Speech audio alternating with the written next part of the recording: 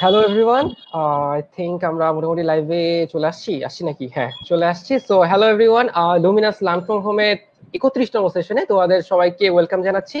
আমি তানভীর আহমেদ। সো বরাবরের মতো অন্যান্য মঙ্গলবার এবং শুক্রবারের মতো আমরা আবারও তোমাদের সামনে উপস্থিত হয়েছি। সো আজকে বেসিক্যালি একটা এক্সপেরিমেন্ট নিয়ে উপস্থিত হয়েছে বলা যায়। একটা এক্সপেরিমেন্ট নিয়ে বা একটা নতুন কিছু ট্রাই করার জন্য আজকে আসছি। একজন লেখছে যে খেলা হবে আজ, ডেফিনেটলি মানে আজকে খেলতেই আসছি। এবং খেলার জন্য আমার সাথে আমার বেস্ট ফ্রেন্ডও আছে। সো বেসিক্যালি ইনশাল্লাহ আজকে অনেক চালু অনেক কথাবার্তা হবে, চালু অনেক আড্ডা হবে, আজকে অনেক ফান হবে। মানে বেসিক্যালি আমরা অনেক পড়াশোনা করছি, আজকে 31তম সেশন, মানে 30টা সেশন ধরে আমরা ব্যাপক পড়ালেখা করছি, অনেক অনেক অনেক পড়ালেখা করছি। তো সবসময় কেন পড়ালেখা তো ইন্টেন্স হইতে হবে, মাঝে মাঝে একটু ফান থাকা দরকার, একটু দুষ্টামি থাকা দরকার, একটু মানে সবকিছুই থাকা দরকার, রাইট? তো আজকে আমরা ক্রিকেট নিয়ে করব। ক্রিকেট নিয়ে আলোচনা করব, অনেক অল্প মানে কি বলবো, অনেক গল্প হবে, অনেক আড্ডা হবে। সো অন্যান্য জিনিসপাতি অনুদিনের মতোই থাকবে। আজকেও তোমাদের জন্য স্লাইড থাকবে। তো তুমি যদি চাও যে স্লাইডটা তুমি তোমার হার্ড ডিস্কে পেতে চাও, তাহলে তোমার যেটা কাজ সেটা হচ্ছে আমাদের এই লাইভ সেশনটা শেয়ার করতে হবে, এন্ড দেন সেই স্ক্রিনশটটা আমাদের পেজে ইনবক্স করে দিবা। তাহলে 24 ঘন্টার মধ্যে আমরা মোটামুটি স্লাইডটা দেওয়া শুরু করে দিব। অনেকেই অনেক ইন্টারেস্টিং কমেন্ট করতেছো, লেখা যাচ্ছে একজন লেখছো ম্যাচ শুরু হয়ে গেছে, মরিয়ম বেগম। শিহাব রানা লেখছো তানভীর ভাই ক্রিকেট পাগল। হ্যাঁ ঠিক আছে, মানে তোমরা লুমিনাসে এক্সাম দেওয়ার পরে যদি এটা না বুঝো আমি ক্রিকেট পাগল, তাহলে তো হবে না। একজন লিখছো ভাই একটা ম্যাচ চাই। আচ্ছা ঠিক আছে, করোনা ভাইরাস শেষ হোক, আমরা ম্যাচ খেলবো ইনশাল্লাহ। সো বিশেষ করে আজকে তোমাদের যারা লুমিনাসে ভর্তি আছো, তোমাদের আজকে ইভালুয়েশন টেস্ট 2 ছিল। সো সেটাও একটা কারণ, যে কারণে আমি আজকে দিনটা চুজ করছি আজকের এপিসোডটার জন্য, যে অনেক পড়ালেখা হয়েছে। তো যেহেতু অনেক পড়ালেখা হয়েছে, তাহলে এবার একটু রিল্যাক্স একটা সেশন হওয়া দরকার। সো আমরা একটা রিল্যাক্স সেশন করবো, আড্ডা মারবো, গল্প টল্প করবো, বাংলাদেশের ক্রিকেট নিয়ে আলোচনা করবো, বহির্বিশ্বের ক্রিকেট নিয়ে আলোচনা করবো, সবকিছু নিয়ে আলোচনা করবো। তো এই সবকিছু নিয়ে আলোচনা করার জন্য আমার সাথে, আমি কিছুক্ষণ আগেই বলছি যে আমার সাথে আছে আমার বেস্ট ফ্রেন্ড, মানে ও হচ্ছে আমার লেজিট বেস্ট ফ্রেন্ড, নাজমুল মেহেদী। বেসিক্যালি ক্লাস 3 থেকে আমরা একসাথে পড়ালেখা করছি। যদিও বড় হওয়ার পরে ও সায়েন্সে আর আমি কমার্সে হয়ে যাওয়াতে কিছু মানে আলাদা আলাদা হয়ে গেছে, বাট স্টিল আমরা ছোটবেলা থেকেই মোটামুটি একসাথে ছিলাম, মোটামুটি একসাথে বড় হয়েছি। সো অনেক অনেক অনেক অনেক ক্লোজ একটা ফ্রেন্ড আমার। সো বেসিক্যালি মেহেদী, তুই যদি কিছু বলতে চাস সবার উদ্দেশ্যে। আহ, সবাইকে প্রথমেই ধন্যবাদ জানাচ্ছি। আমি নাজমুল মেহেদী, পড়াশোনা করছি আপাতত বুটেক্সে, ওয়েট প্রসেস ইঞ্জিনিয়ারিং ডিপার্টমেন্টে। থার্ড ইয়ারে আছি। ইন্টার লেভেল কমপ্লিট করেছি হচ্ছে নটরডেম কলেজ থেকে। তো আজকে ক্রিকেট নিয়ে আলোচনার জন্য আমার বন্ধু যখন আমাকে বললো যে দোস্ত আমরা ক্রিকেট নিয়ে কিছু কথাবার্তা বলবো, আমি আসলে একদম না করতে পারিনি, কারণ আমাদের আলোচনার একটা বড় অংশ সবসময় ক্রিকেট নিয়ে থাকে। সো ক্রিকেট নিয়ে আলোচনার সুযোগ আসলে কখনোই মিস দেওয়া যায় না। তো সেই সুযোগ থেকেই ও যখন আমাকে বললো যে আয় আমরা গল্প করবো ক্রিকেট নিয়ে, তো সেই জায়গা থেকে আসলে আমরা আজকে লাইভে পড়াশোনার এই আড্ডার পাশাপাশি আমরা আসলে তোমাদের ঢাকা ভার্সিটির ডি ইউনিটের জন্য যে সাধারণ জ্ঞানী ক্রিকেট সম্পর্কিত বা খেলাধুলা সম্পর্কিত যে প্রশ্নগুলো আসে, সেগুলো নিয়ে আলোচনা করবে তোমাদের তানভীর ভাইয়া। সাথে আমাদের কিছু আড্ডা তো থাকবেই। তোমাদের যদি কোনো মজার স্মৃতি থেকে থাকে খেলাধুলা নিয়ে, তোমরা আমাদের সাথে অবশ্যই শেয়ার করবে, আমরা সেগুলো নিয়েও গল্প করার চেষ্টা করবো। ধন্যবাদ। সো ইনশাল্লাহ, তাহলে প্রথমত তোমাদের যদি মধ্যে কারো যদি চিন্তা থেকে থাকে যে ক্রিকেট কেন, বা আজকে কি খালি গল্প হবে, নাকি আজকের ক্লাসের সাথে ভার্সিটি অ্যাডমিশনের কোনো রিলেশন আছে, নাকি একদমই রিলেশন নাই, জাস্ট আড্ডা, এরকম যদি তোমাদের চিন্তা থাকে, তাহলে সেক্ষেত্রে ক্লারিফিকেশনের জন্য আমি যেটা বলবো সেটা হচ্ছে আজকের ক্লাসটা বেসিক্যালি আড্ডা। বাট আড্ডার মধ্য দিয়ে আমরা এমন কিছু ইনফরমেশন জানার চেষ্টা করবো, বা এমন কিছু ইনফরমেশন শেখার চেষ্টা করবো, যেগুলো আসলে আমাদের ভবিষ্যতে আমরা যখন ঢাকা বিশ্ববিদ্যালয়ের বি ইউনিট বা ডি ইউনিটের এক্সাম দিতে যাব, সেখানে গুরুত্বপূর্ণ ভূমিকা পালন করবে। যেমন ক্রিকেট, বেসিক্যালি তোমরা সবাই জানো ক্রিকেট বাংলাদেশের অত্যন্ত গুরুত্বপূর্ণ একটা স্থান দখল করে আছে। আমাদের সবার হৃদয়ে মোটামুটি ক্রিকেটের একটা ব্যাপক বিস্তৃতি আছে। বাংলাদেশের খেলা হলে বাংলাদেশের খেলা দেখে না এরকম মানুষ খুব কমই আছে। তো বেসিক্যালি খেলা যেহেতু আমাদের জীবনে এবং আমাদের দৈনন্দিন জীবনে এত গুরুত্বপূর্ণ একটা অংশ নিয়ে আছে এবং এত গুরুত্বপূর্ণ একটা ভূমিকা বহন করে, ফলস্বরূপ খুব স্বাভাবিকভাবেই যখন আমরা এক্সামও দিতে চাই, এক্সামে কোনো একটা ক্রিকেটের প্রভাব থাকে। যেমন আমি যদি তোমাদেরকে দু একটা এক্সাম্পল দেখাই, তাহলে দেখতে পারবা গত বছর থেকেই তোমরা জানো যে ঢাকা ইউনিভার্সিটিতে রিটেন এক্সাম চালু হয়েছে। এবং গত বছরই সাধারণ জ্ঞানে যে রিটেনের কোয়েশ্চেনটা আসছিল সেটা হইতেছে ক্রিকেট বিশ্বে বাংলাদেশ 5টি বাক্যে তোমার অভিমত দাও। মানে ক্রিকেট এমন একটা পর্যায়ে চলে গেছে যেখানে ক্রিকেট শুধুমাত্র বিনোদন না, ক্রিকেট শুধুমাত্র আড্ডার জায়গা না, বরং ক্রিকেট এমন একটা জায়গা যেটা একটা আলোচনার মুখ্য বিষয়। ক্রিকেট এমন একটা জায়গা যেটা নিয়ে আমরা গল্প করি, যেটা নিয়ে আমরা পরীক্ষায় কোয়েশ্চেন আনসারও করি।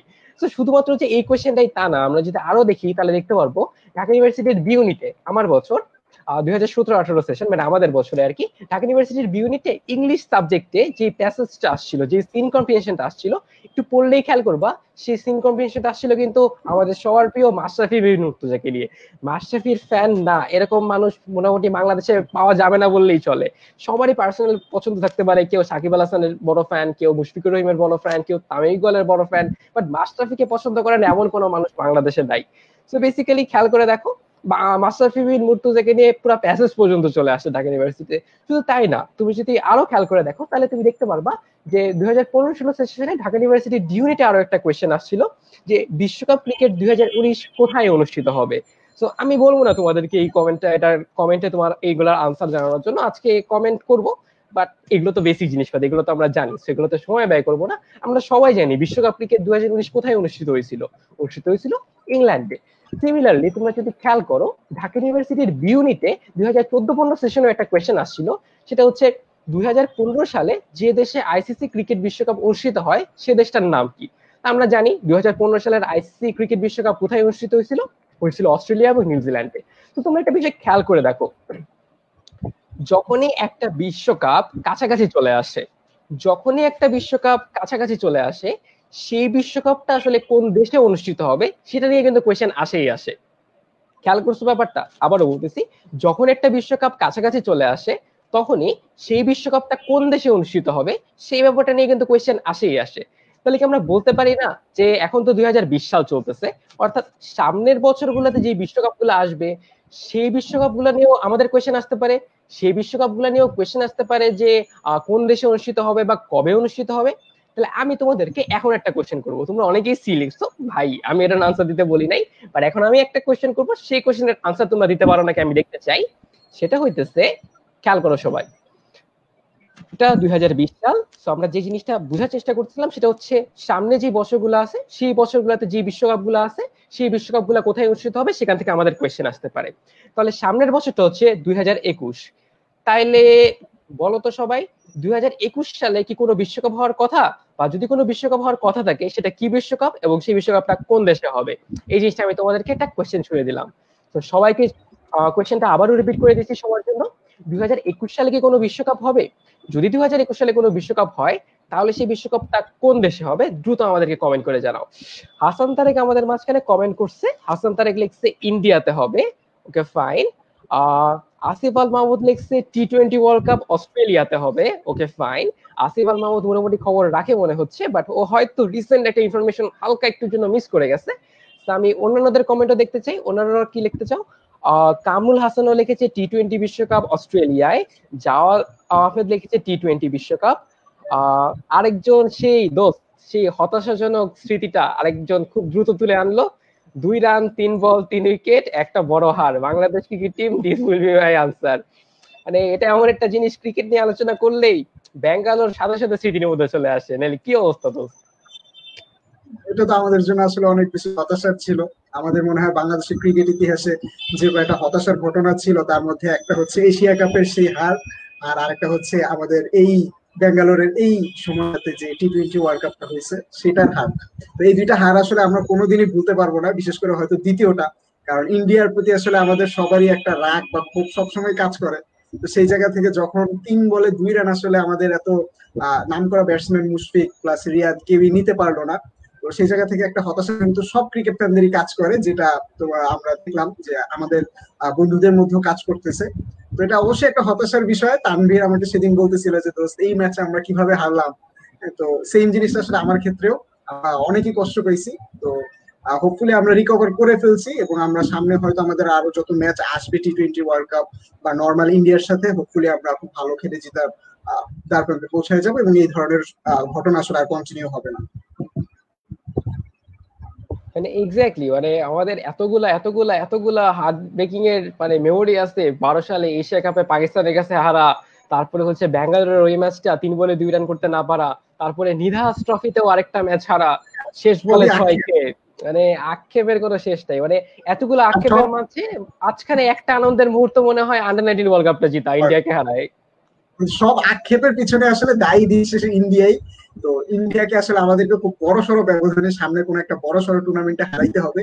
আমরা যদি সেটা করতে পারি তাহলে হয়তো আমরা খুব মানসিক থেকে একটা শান্তি পাবো। যদিও আন্ডার 19 এর ওয়ার্ল্ড কাপ নিয়ে এসেছে আমাদের জন্য ইন্ডিয়াকেই হারানোর মাধ্যমে, বাট সিনিয়র টিম যখন এই কাজটা করতে পারবে তখন হয়তো আমরা আরো বেশি শান্তি পাবো এবং আমাদের এই বিগত নিধাস ট্রফি আর এই এশিয়া কাপে 1 রানে হারার যে কষ্টটা, সেটা তখন কিছুটা হলেও লাঘব হবে বলে আমাদের বিশ্বাস।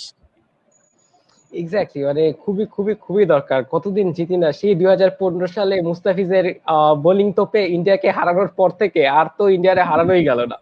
তো যাই হোক, তোমরা অনেকেই অনেক কোয়েশ্চেনের আনসার দিচ্ছ, অনেকেই অনেক কিছু বলছো। তো তোমাদের জন্য টোটাল জিনিসটা আমি একটু সাম আপ করে দেই। 2020 সালে একটা টি-20 ওয়ার্ল্ড কাপ হওয়ার কথা ছিল। আমি আবার বলতেছি, 2020 সালে একটা টি-20 ওয়ার্ল্ড কাপ হওয়ার কথা ছিল এবং এটা হওয়ার কথা ছিল অস্ট্রেলিয়াতে। বাট করোনা ভাইরাসের কারণে এই ওয়ার্ল্ড কাপটা না আসলে পিছায় দেওয়া হয়েছে।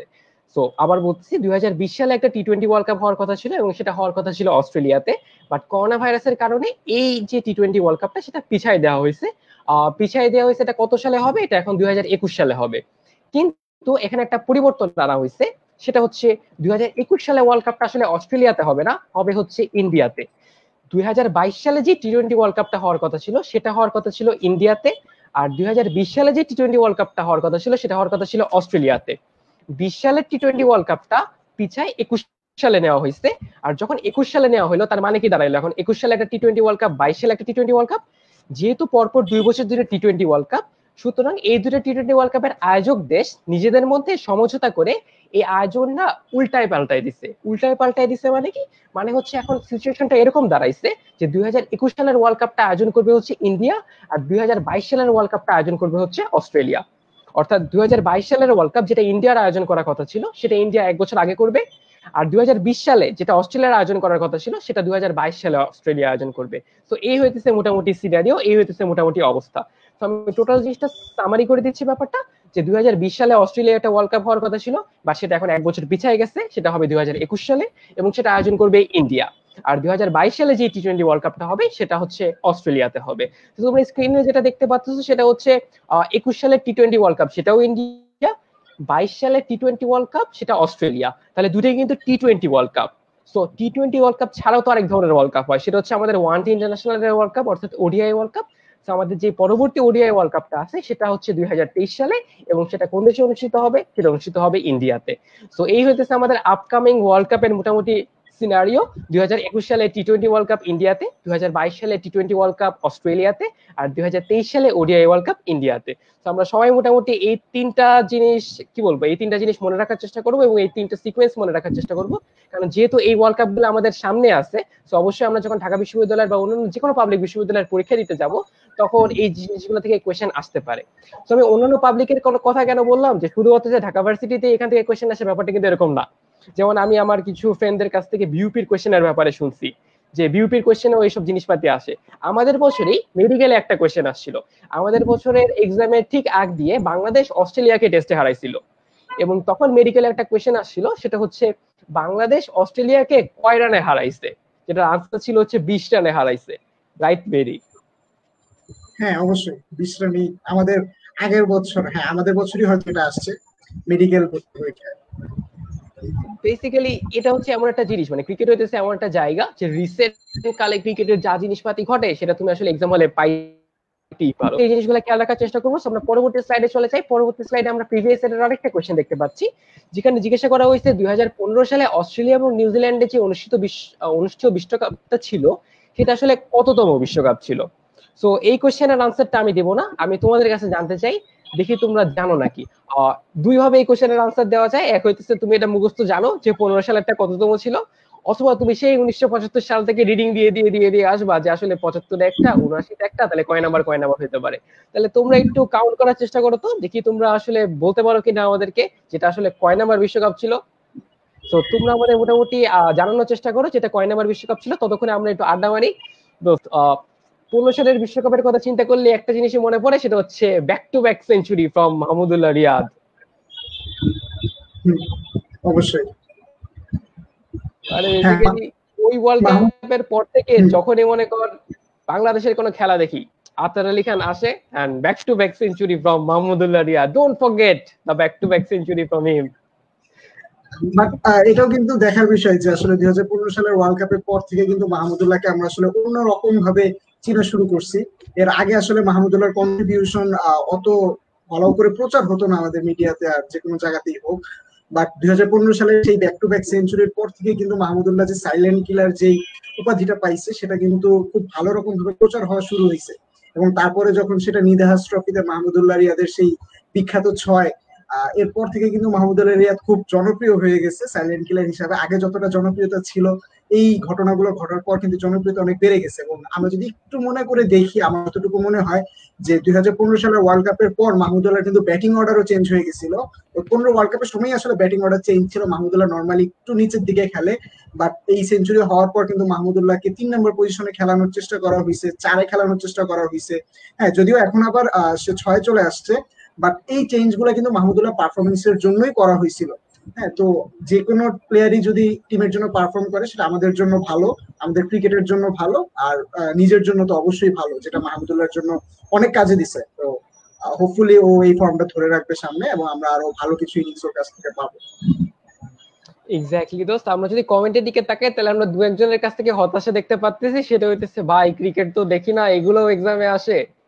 বেসিক্যালি এটা হইতেছে ভাই একটা মোরাল যে সবসময় বইয়ের ভিতরে ডুবে থাকতে হয় না, খেলাধুলাও দেখতে হয়। খেলাধুলা দেখলেও পড়ালেখায় কাজেও আসতে পারে, কখন কোন জায়গা থেকে কোয়েশ্চেন এসে যায় বলা যায় নাকি। তো আমি যদি দেখি সমসাময়িক যে ক্রিকেটের বিষয়গুলো সেগুলো নিয়ে কিন্তু ধারণা থাকাটা জরুরি। হ্যাঁ, কারণ ডি ইউনিট বলো বা মেডিকেল যেটাই বলো না কেন, ভর্তি পরীক্ষাতে কিন্তু ক্রিকেট সম্পর্কিত একটা প্রশ্ন প্রায় বছরই চলে আসে, এবং খুব সোজা একটা প্রশ্নই আসে। তো যারা বলতেছো যে খবর রাখো না, এই একটা সোজা প্রশ্নের অ্যান্সার যদি তোমরা না দিতে পারো, তোমাদের পজিশনে কিন্তু হেরফের হয়ে যেতে পারে। তো অবশ্যই রিসেন্ট সমসাময়িক বাংলাদেশ কেন্দ্রিক যে খেলাগুলো বা ওয়ার্ল্ড কাপ থাকলে সেই সম্পর্কিত তথ্যগুলো অবশ্যই মাথায় রাখার চেষ্টা করবে। কারণ এই একটা ছোট কোশ্চেনের অ্যান্সার তোমরা দিতে পারলে কিন্তু তোমরা ভর্তি পরীক্ষা অনেক আগায় যাবা। তো এই জিনিসটা অবশ্যই মাথায় রাখবা, সারাক্ষণ বইয়ের পিছনে ডুবে না থেকে আমরা সমসাময়িক যে তথ্যাবলী, অবশ্যই খেলাধুলা সম্পর্কিত তথ্যাবলী আমরা মাথায় রাখার চেষ্টা করবো। তাহলে আমাদের পরীক্ষার জন্য অবশ্যই সেটা সুবিধাজনক হবে এবং কাজেও দিবে। এক্স্যাক্টলি উদয় শিকদার মাঝখানে লিখছে যে মাহমুদুল্লাহর সাথে সাথে ও রুবেলকেও চিনছে তখন ইংল্যান্ডের সাথে বিজয়ের পর। মানে রুবেল সম্পর্কে আমি আসলে কি বলবো জানি না, বাট যাই হোক ওই দিন কি ও কাজের সময় দুইটা ভালো বল করছিল, দুইটা ভালো বল করে খুবই ভালো কাজ করছিল, খুবই পুণ্যের কাজ করছিল।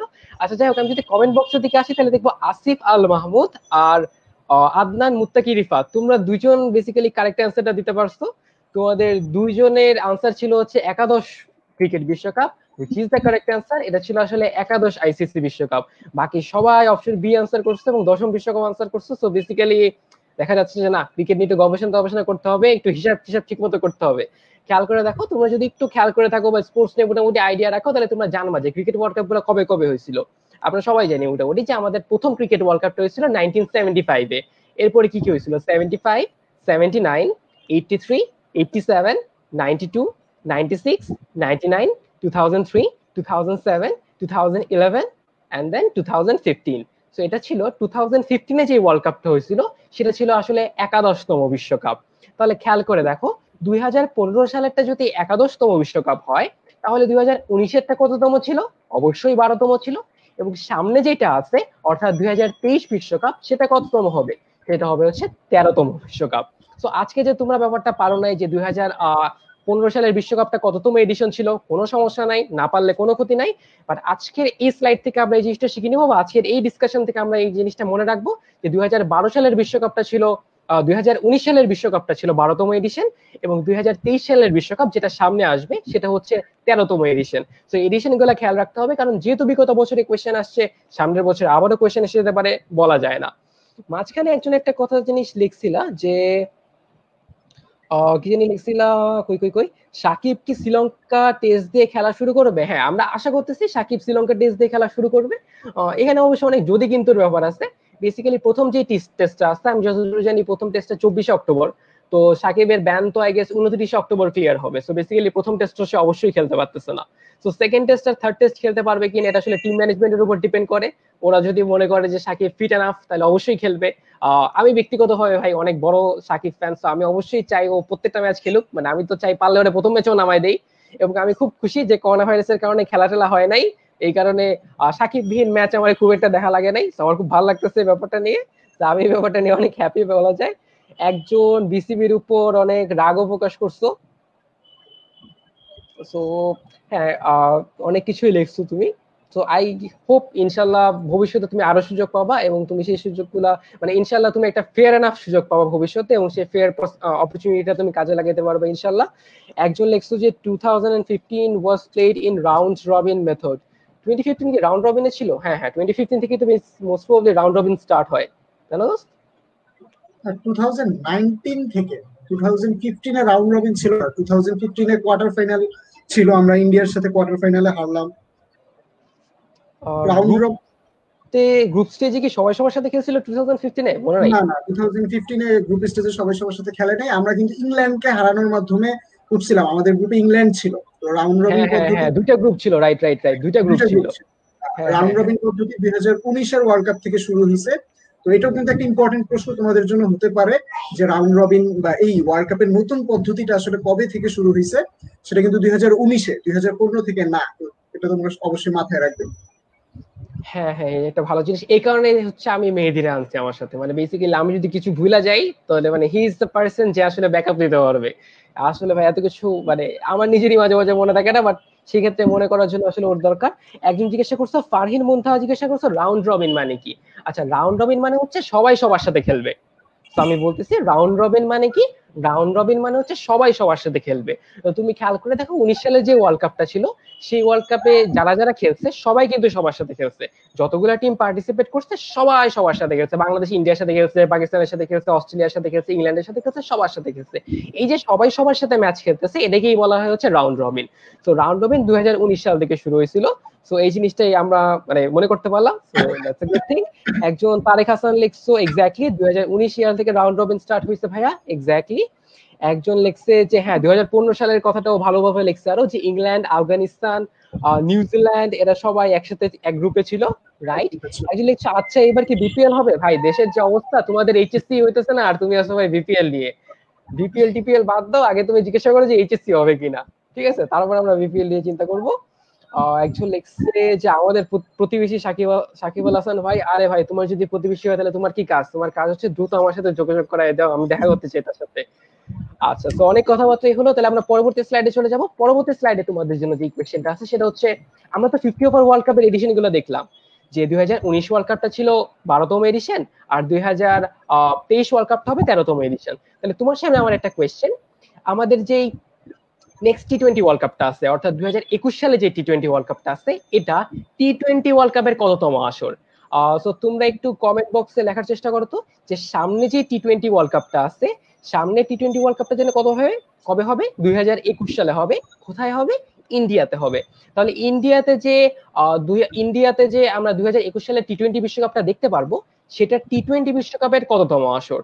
তো এটা হচ্ছে তোমাদের জন্য একটা কোয়েশ্চেন। তো দ্রুত কমেন্ট বক্সে লিখে ফেলার চেষ্টা করো তো, দেখি যারা ক্রিকেট ফ্যান আছি। আমি একটা পোস্ট দিয়েছিলাম গ্রুপে যে কারা কারা ক্রিকেট ফ্যান, দু একজন হাতটা তুলছিল, তবে ওদের কাছ থেকে দেখতে চাই যে তোমরা মনে করতে পারো কিনা যেটা কততম আসর। তো আমি তোমাদের কাছ থেকে আনসার রাখতেছি। আর দোস্ত, টি-20 ওয়ার্ল্ড কাপ নিয়ে যদি কথা বলি, ফার্স্টে যেটা মনে পড়ে সেটা হচ্ছে প্রথম টি-20 world cup, Yuvraj Singh, Stuart Broad. 6 বলে 6-6। আরে ভাবাই সেই যায় না, জায়গা কি একটা অবস্থা।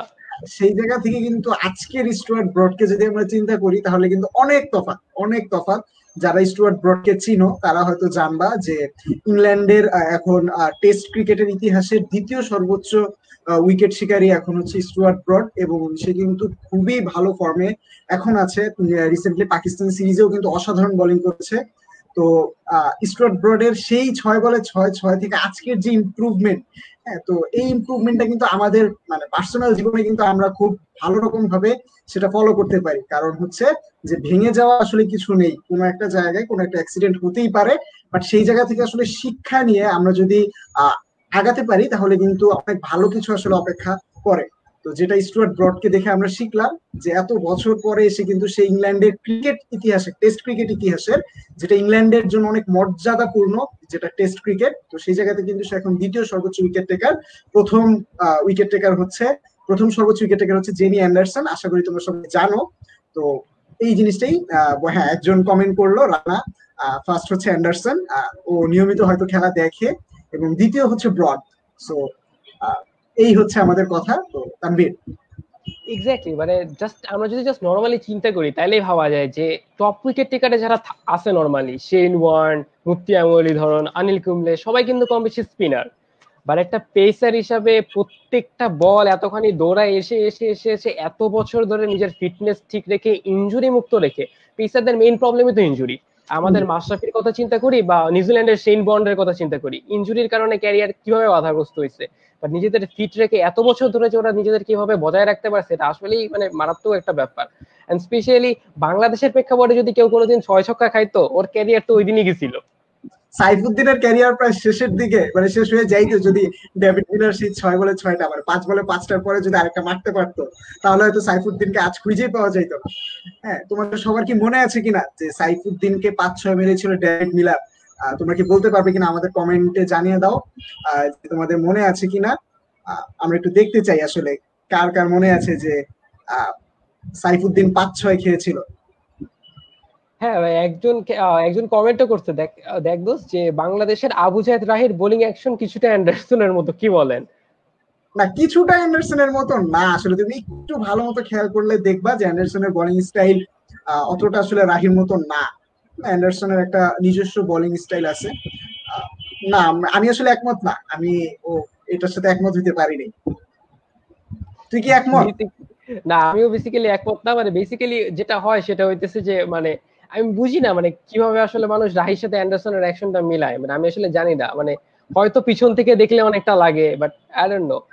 একজন লেগছে যে 1 ওভার 31 রান নিছিল সাইফুদ্দিনের, একজন লেগছে যে 32 বা 35 বলে 100 করছিল। তো হ্যাঁ, মোটামুটি অনেকেই ক্রিকেট টিকেট দেখে, দেখা যাচ্ছে। একজন লেগছে বিপিএল এ, না ভাই বিপিএল এ ছিল না এটা, এটা বাংলাদেশ আর সাউথ আফ্রিকার মধ্যে একটা ইন্টারন্যাশনাল টি-20 ম্যাচ ছিল আই গেস, সেইখানে Yes. এই 5 ছক্কার জিনিসটা হয়েছিল। সো এখানে এটা বিপিএল এর কোনো ওকেশন না বা বিপিএল এর কোনো ইস্যু না। বিপিএল এ লাস্ট যখন ডেভিড মিলার খেলতে আসছে, তখনও ডেভিড মিলার হয় নাই। মানে বেসিক্যালি একদম এটা হচ্ছে ফার্স্ট বিপিএল সিজনে এর একটা আসছিল। ব্যাপার। হ্যাঁ, মানে এটা হচ্ছে বিপিএল এর একটা ব্যাপার। বিপিএল এ ডেভিড মিলার খেলছে, বিপিএল এ জেসন রয় খেলছে। বাট যখন জেসন রয় খেলতো তখন জেসন রয় ছিল না। আবার যখন ডেভিড মিলার খেলতো তখন ডেভিড মিলার ছিল না। কোন প্লেয়ারই প্লেয়ার হয়ে যাওয়ার পরে আমরা তাদের বিপিএল এ পাই না, তার আগ পর্যন্ত পাই। আর জেসন একজন রয় কিন্তু লাস্ট সিজনও খেলছে দোস্ত। জেসন রয় লাস্ট সিজনও খেলছে, সিলেট সিক্সার্স এর হয়ে খেলছে 2টা ম্যাচ, অসাধারণ একটা ক্যাচও ধরছে। তোমরা যদি মনে করতে পারো, বাউন্ডারিতে দৌড়ায় এসে অসাধারণ একটা ক্যাচ ধরছে, মোস্ট প্রবাবলি এটা বিপিএল এর ইতিহাসে one of the best catches. তো লাস্ট সিজন খেলছে আমার মনে হয়। হ্যাঁ, খেলছে। মানে বেসিক্যালি কি, মানে আমরা ফুল সিজন পাই না আর কি, মানে ওই যে ওরকম খ্যাপ খাওয়ার মতো পাই যে এ 2টা ম্যাচ খেলবে, ও 3টা ম্যাচ খেলবে। আমরা লাস্ট মনে কর ভালো প্লেয়ার পাইছিলাম কখন, যখন ওয়ার্নার আর স্মিথ সাসপেনশনে ছিল, তখন ওদেরকে ফুল সিজন পাইছিলাম প্রপার একদম ইয়া। ওকে, সো এই হইতেছে মোটামুটি অবস্থা। অনেকেই অনেক কিছু লিখছো। যে একজন লিখছে আবু জাহেদ রাহি অ্যান্ডারসনকে ফলো করে, সে নিজেই বলছে ভাই ফলো তো অনেকেই অনেককে করে। আমিও যখন ভাই বল করতাম ছোটবেলায়, আমিও তো ভাই সাকিব আল হাসানের মতো বল করতাম, বাট ইট ডাজন্ট রিয়েলি মিন যে আমি সাকিব আল হাসানের অ্যাকশন আমার সাথে মিলবে বা পুরোপুরি মিলে। একজন লিখছে যে অন্য ক্লাসে ফার্স্ট ফার্স্ট আনসার দিয়ে দিতাম, আজ কোয়েশ্চেন বুঝতে বুঝতেই অন্য কোয়েশ্চেনে চলে যাচ্ছে। শুনো ভাই, ক্লাসটা এনজয় করো। আর শুনো, যে স্টুয়ার্ট ব্রড নিয়ে কথা হচ্ছে, জেসন রয় নিয়ে কথা হচ্ছে, এরকম চিন্তা করার কোনো কারণ নাই যে তোমার জিজ্ঞাসা করবে জেসন রয় বিপিএল এ কোন টিমে খেলতো। মোটেও না। তোমরা স্লাইডে যে দুই একটা কথাবার্তা দেখতে পাচ্ছ, কোয়েশ্চেন আসলে ওইখান থেকেই আসবে। আমরা বেসিক্যালি গল্প করার চেষ্টা করতেছি, আমাদের যে ক্রিকেট ফ্যান স্টুডেন্টরা আছে তাদের সাথে আমরা মোটামুটি এনগেজ করার চেষ্টা করতেছি। তো এটাই হচ্ছে আমাদের ক্লাসের, আজকের ক্লাসের basically main objective. So comment আরো পড়বো, কমেন্ট পড়ার আগে একটা নতুন কোয়েশ্চেনে চলে যাই। এটাও ঢাকা ভার্সিটির একটা কোয়েশ্চেন, যে 2019 সালের আইসিসি ক্রিকেট বিশ্বকাপের উদ্বোধনী খেলা অনুষ্ঠিত হবে কোথায়? তো আমরা জানি যে 2019 সালের প্রথম যে ম্যাচটা ছিল, প্রথম ম্যাচটা কোথায় অনুষ্ঠিত হয়েছিল। তোমরা যারা যারা জানো কমেন্ট বক্সে একটু লেখার চেষ্টা করো, তো দেখি তোমরা জানো কিনা।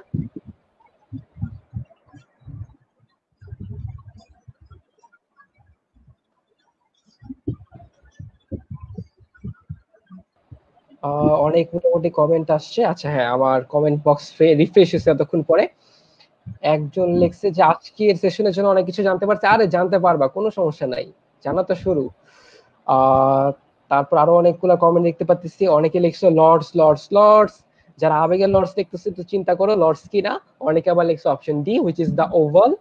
একজন লিখছে কি, সাইফুদ্দিন বর্তমানে বেন স্টোকের মতো পারফরমেন্স করে, কি বলেন ভাই, কি বলো ভাই, কই সাইফুদ্দিন আর কই বেন স্টোকস ভাই, এত এত উপরে তুলে দিও না। আমরা হচ্ছে যে কেউই দুই একটা ম্যাচ ভালো পারফরমেন্স করলে আমরা তাদেরকে বিরাট কোহলি, সচিন টেন্ডুলকার, সাকিব আল হাসান, বেন স্টোকস এসব বানাই ফেলে একটা প্রেশার ক্রিয়েট করি ওদের উপরে। আলটিমেটলি কোনো লাভ তো হয়ই না, বরং সেই প্রেশারে পড়ে ওরা আরো ঝামেলার ভিতরে পড়ে যায়। আর যে এই কমেন্টটা করেছো তাকে আমি একটা আশ্বাস দিতে পারি যে সাইফুদ্দিন কিন্তু বাংলাদেশের নেক্সট 10 থেকে 12 বছরের জন্য সবচেয়ে হটেস্ট প্রসপেক্ট। তো সাইফুদ্দিন যদি ইমপ্রুভ করতে পারে তাহলে হয়তো একটা সময় আমরা সাইফুদ্দিনের কাছ থেকেও বেন স্টোকস এর মতো পারফরমেন্স পাবো বলে আমাদের বিশ্বাস।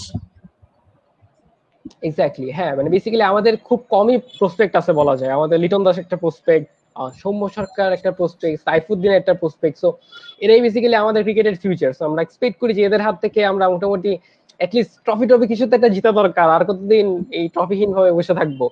একজন লেখছে যে হ্যাঁ পিছন থেকে, ও আচ্ছা, রাহিনী একজন একটা কমেন্ট করছে যে পিছন থেকে বললে কিছুটা লাগে। ইন্ডিয়াতে খেলার সময় কমেন্টেটররাও বলছিল। ভাই কমেন্টেটর হচ্ছে যতক্ষণ পর্যন্ত বাংলাদেশি কমেন্টেটর এবং সঞ্জয় মানজাইকা টাইপের কমেন্টেটরদের কমেন্টে শুনতেছো ততক্ষণ পর্যন্ত পাত্তা দিবা না।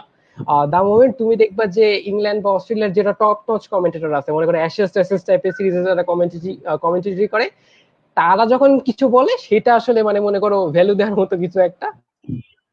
বাকি ভাই চিন্তা করার কিছু নাই। তুমি যদি ভালোভাবে স্লো মোশনে ওদের বোলিং অ্যাকশন দেখো তাহলে তুমি নিজেও খালি চোখে দেখতে পারবা যে জেমস অ্যান্ডারসন আর আবু জায়েদ রাহের বোলিং অ্যাকশনের মধ্যে বেশ তফাৎ আছে। একচুয়ালি একশো ফার্স্ট ম্যাচ হয়েছিল ওভালে, ফাইনাল হয়েছিল লর্ডসে। অ্যাবসলিউটলি তোমরা যারা এটার কারেক্ট অ্যান্সার হিসেবে ওভাল বলছো, তোমরা কারেক্ট অ্যান্সার দিছো। কারেক্ট অ্যান্সারটা হচ্ছে ওভাল। 2019 ওয়ার্ল্ড কাপের যে প্রথম ম্যাচটা হয়েছিল সেই প্রথম ম্যাচটা ওভালে অনুষ্ঠিত হয়েছিল। একজন একটা কোয়েশ্চেন লিখছো, সেটা হইতেছে যে তানভীর ভাই আপনি অনেক কিছু জানেন না। ডেফিনেটলি আমি অনেক কিছু নাই জানতে পারি, আমি কোনোদিন বলছি আমি সবকিছু জানি? কি একটা অবস্থা! তোমরা ভাই নিজেরাই অ্যাজাম্পশন করে নাও যে আমি সবকিছু জানি, আর নিজেরাই বলো তানভীর ভাই সবকিছু জানেন না। তো বেসিক্যালি আমি আমার পার্সোনাল অপিনিয়ন দিলাম, মেহেদির পার্সোনাল অপিনিয়ন দিলাম। আমরা মোটেও বিলিভ করি না যে আবু জায়েদ রাহের অ্যাকশন জেমস অ্যান্ডারসনের মতো। বাকি ভাই তোমার ইচ্ছা। আর কমেন্ট দুইটা কমেন্ট হয়তো মিস করছি, গোথ্রু করার চেষ্টা করতেছি। সাইফুদ্দিন বাংলাদেশ ক্রিকেটের নেক্সট 10-12 ইয়ার্স এর স্টার। হ্যাঁ, মুবিন আহমেদ এই কথাটা লিখছো, সো ভেরি নাইস। অ্যাকচুয়ালি লিখছো যে ক্রিকেট এনজয় করতে ভালো লাগে, এত কিছু মনে রাখতে ভালো লাগে না। মনে রাখার দরকার নাই ভাই, এনজয় করবো, এনজয় করলে অনেক কিছু মনে রাখা যায়। মানে ভাই আমি যদি অনেস্টলি বলি, তাহলে আজকে ক্লাসে স্লাইড বানাইতে আমার যত ভালো লাগছে, আমার অন্য ক্লাসে স্লাইড বানাইতে এত ভালো লাগে না। আজকে স্লাইড আমি এত লো এফোর্ট দিয়ে বানাইছি, মানে স্লাইড একটা নিয়ে বসছি, একটু চিন্তা করছি, লিখছি। কোনো গুগল করা লাগে নাই, কোনো বইয়ের হেল্প নেওয়া লাগে নাই, টফেল খোলা লাগে নাই, কিচ্ছু করা লাগে নাই, জাস্ট বসছি, চিন্তা করছি, লিখছি। It's a good thing. Rakibul Hasan একটা কমেন্ট করছে যে ভাইয়া গোলাপি বলের প্রথম টেস্ট কবে অনুষ্ঠিত হয়? গোলাপি বলের প্রথম test if I am not wrong 2015 সালের লাস্টের দিকে হয়। 2015 সালের লাস্টের দিকে অস্ট্রেলিয়া নিউজিল্যান্ডের মধ্যে প্রথম গোলাপি বলের টেস্টটা হয়। আর যদি আমি ঠিক মনে করতে পারি তাহলে ম্যাচটা হয়েছিল অ্যাডিলেইড ওভালে। অস্ট্রেলিয়ার একটা মাঠ আছে অ্যাডিলেইড ওভাল, ওই মাঠটাতে প্রথম গোলাপি বলের টেস্ট অনুষ্ঠিত হয়েছিল। টিম ছিল ওই দেশে অস্ট্রেলিয়া আর নিউজিল্যান্ড, যে ম্যাচটা অস্ট্রেলিয়া জিতছিল। খুব নেইল বাইটিং এটা ফিনিশ ছিল, বাট আলটিমেটলি অস্ট্রেলিয়া ম্যাচটা জিতছিল। একজন লিখছো Ian Bishop is my favourite commentator. এই তো এতক্ষণ একটা কমেন্টেটরের নাম বলছো। এই আমরা হচ্ছে এই সঞ্জয় মাজাইকা টানজাইকা থেকে বেরিয়ে আসবো, আমরা হচ্ছে ভালো কমেন্টেটরদের পড়ায় আনবো। সো একজন লিখছে কি ভাইয়া বেন স্টোকস আর সাইফুদ্দিনের ফার্স্ট 15 ম্যাচের এভারেজ সাইফুদ্দিনের সবকিছু বেন স্টোকস এর চেয়ে ভালো। আচ্ছা, এটা ভাই খুবই বাজে একটা কম্প্যারিজন। সেটা হচ্ছে প্রথম 15 ম্যাচে স্টোকস কি করছে আর প্রথম 15 ম্যাচে সাইফুদ্দিন কি করছে, এটা মোটেও কোনো ভালো অ্যাজাম্পশন না বা মোটেও কোনো ভালো স্ট্যাট না। আমি তোমাকে একটা ভালো এক্সাম্পল দিই, সেটা হচ্ছে মমিনুলের প্রথম দিকের স্ট্যাট কিন্তু ব্র্যাডম্যানের লেভেলে ছিল। তার মানে কি তুমি বলতে পারবো আছে মমিনুল হক ব্র্যাডম্যান লেভেলের প্লেয়ার? মমিনুলের প্রথম দিকে স্ট্যাটস যদি তুমি দেখো সচিন টেন্ডুলকারের চেয়ে অনেক অনেক অনেক গুণ ভালো। বাট তুমি কি আসলে বলতে পারবা মমিনুল সচিন টেন্ডুলকারকে ছাড়াই যাবে? ভাই সচিন টেন্ডুলকারকে ছাড়ানো তো দূরে থাক, মমিনুল যদি তামিম সাকিবদেরও ছাড়াইতে পারে তাও তো এটা একটা মোটামুটি ভালো ব্যাপার। তো বেসিক্যালি 15 ম্যাচে কি ছিল এটা মোটেও ভালো অ্যাজাম্পশন না, বা এখান থেকে ভালো অ্যাজাম্পশন করাও যায় না। তোমাকে যেটা দেখতে হবে সেটা হইতেছে কতটা ইমপ্রুভ করতে পারে একটা মানুষ as a player. Ben Stokes যতটা ইমপ্রুভ করছে ওভার দি ইয়ার্স, সাইফুদ্দিন আসলে ততটা ইমপ্রুভ করতে পারে কিনা। যদি ইমপ্রুভ করতে পারে তাহলে অবশ্যই ভবিষ্যতে বেন স্টোকস এর মতো কিছু একটা হইতে পারবে। বা যদি ইমপ্রুভমেন্ট না আসে তাহলে তো ভাই যেই লাও সেই কদু। তুমি খেয়াল করে দেখবে আমাদের কিন্তু অনেক সম্ভাবনাময় প্লেয়ার ছিল। আমাদের জিয়াউর রহমান নামে একটা প্লেয়ার ছিল যে পাঁচুকি টাচুকি নিয়ে অনেক সারা ফেলাই দিছিল, অনেক মাসল টাসল নিয়ে আসছিল, যারা দেখে আমরা ভাবতাম যে আমরা একটা বিগ হিটার পাইছি। বাট আসলে কি আমরা বিগ হিটার পাইছি? আসলে তো আমরা সোহাগ গাজীর কথা বলতে পারি। সোহাগ গাজীও কিন্তু অনেক হট একটা প্রসপেক্ট ছিল, বাট কিন্তু ধরে রাখতে পারেনি। সো ধরে রাখাটা অনেক বেশি ইম্পর্টেন্ট যে কোনো ক্রিকেটারের জন্যই। অন্যান্য দেশের ক্রিকেটারদের ক্ষেত্রে যেটা হয়, তারা আসলে পারফরমেন্স, নিজের ফিটনেস নিয়ে অনেক বেশি সচেতন থাকে, যে কারণে ওদের স্ট্যাট যতই সময় যায় অভিজ্ঞতার সাথে সাথে ওদের স্ট্যাটও খুব ভালো হয়। আর বাংলাদেশের কারোর কথা যদি তুমি দেখো, তাহলে আসলে যত সময় যায়, মিডিয়ার হাইপ বলো বা অন্য ফেমের কথা যদি বলো, সবকিছুর পরে কিন্তু ওদের স্ট্যাট আরো খারাপের দিকে যায়। তোমাদের তানভীর ভাইয়া মুমিনুলের কথা বললো, ওর আগের স্ট্যাট আর বর্তমান স্ট্যাটের কথা যদি দেখো, তাহলে কিন্তু দেখবে হচ্ছে মুমিনুলের স্ট্যাট কিন্তু আরো খারাপের দিকে যাচ্ছে, মানে ইমপ্রুভ কিন্তু অ্যাজ এ প্লেয়ার অত সে করতে পারছে না। আমাদের হটেস্ট প্রসপেক্ট বলা হচ্ছে মুস্তাফিজুর রহমানকে, বাট মুস্তাফিজুর রহমানের বোলিং এর ধারও কিন্তু এখন কমে গেছে। তোমরা যদি দেখো যে লাস্ট ইয়ার্স গুলোতে মুস্তাফিজ যত ভালো বল করতো, এখন কিন্তু আসলে সে অতটা ভালো বল করতে পারে না। কেন পারে না? কারণ হচ্ছে এই পারফরমেন্স বা এই যে ধরে রাখার একটা বিষয়, যেটা আসলে আমাদের ক্রিকেটাররা পারে না।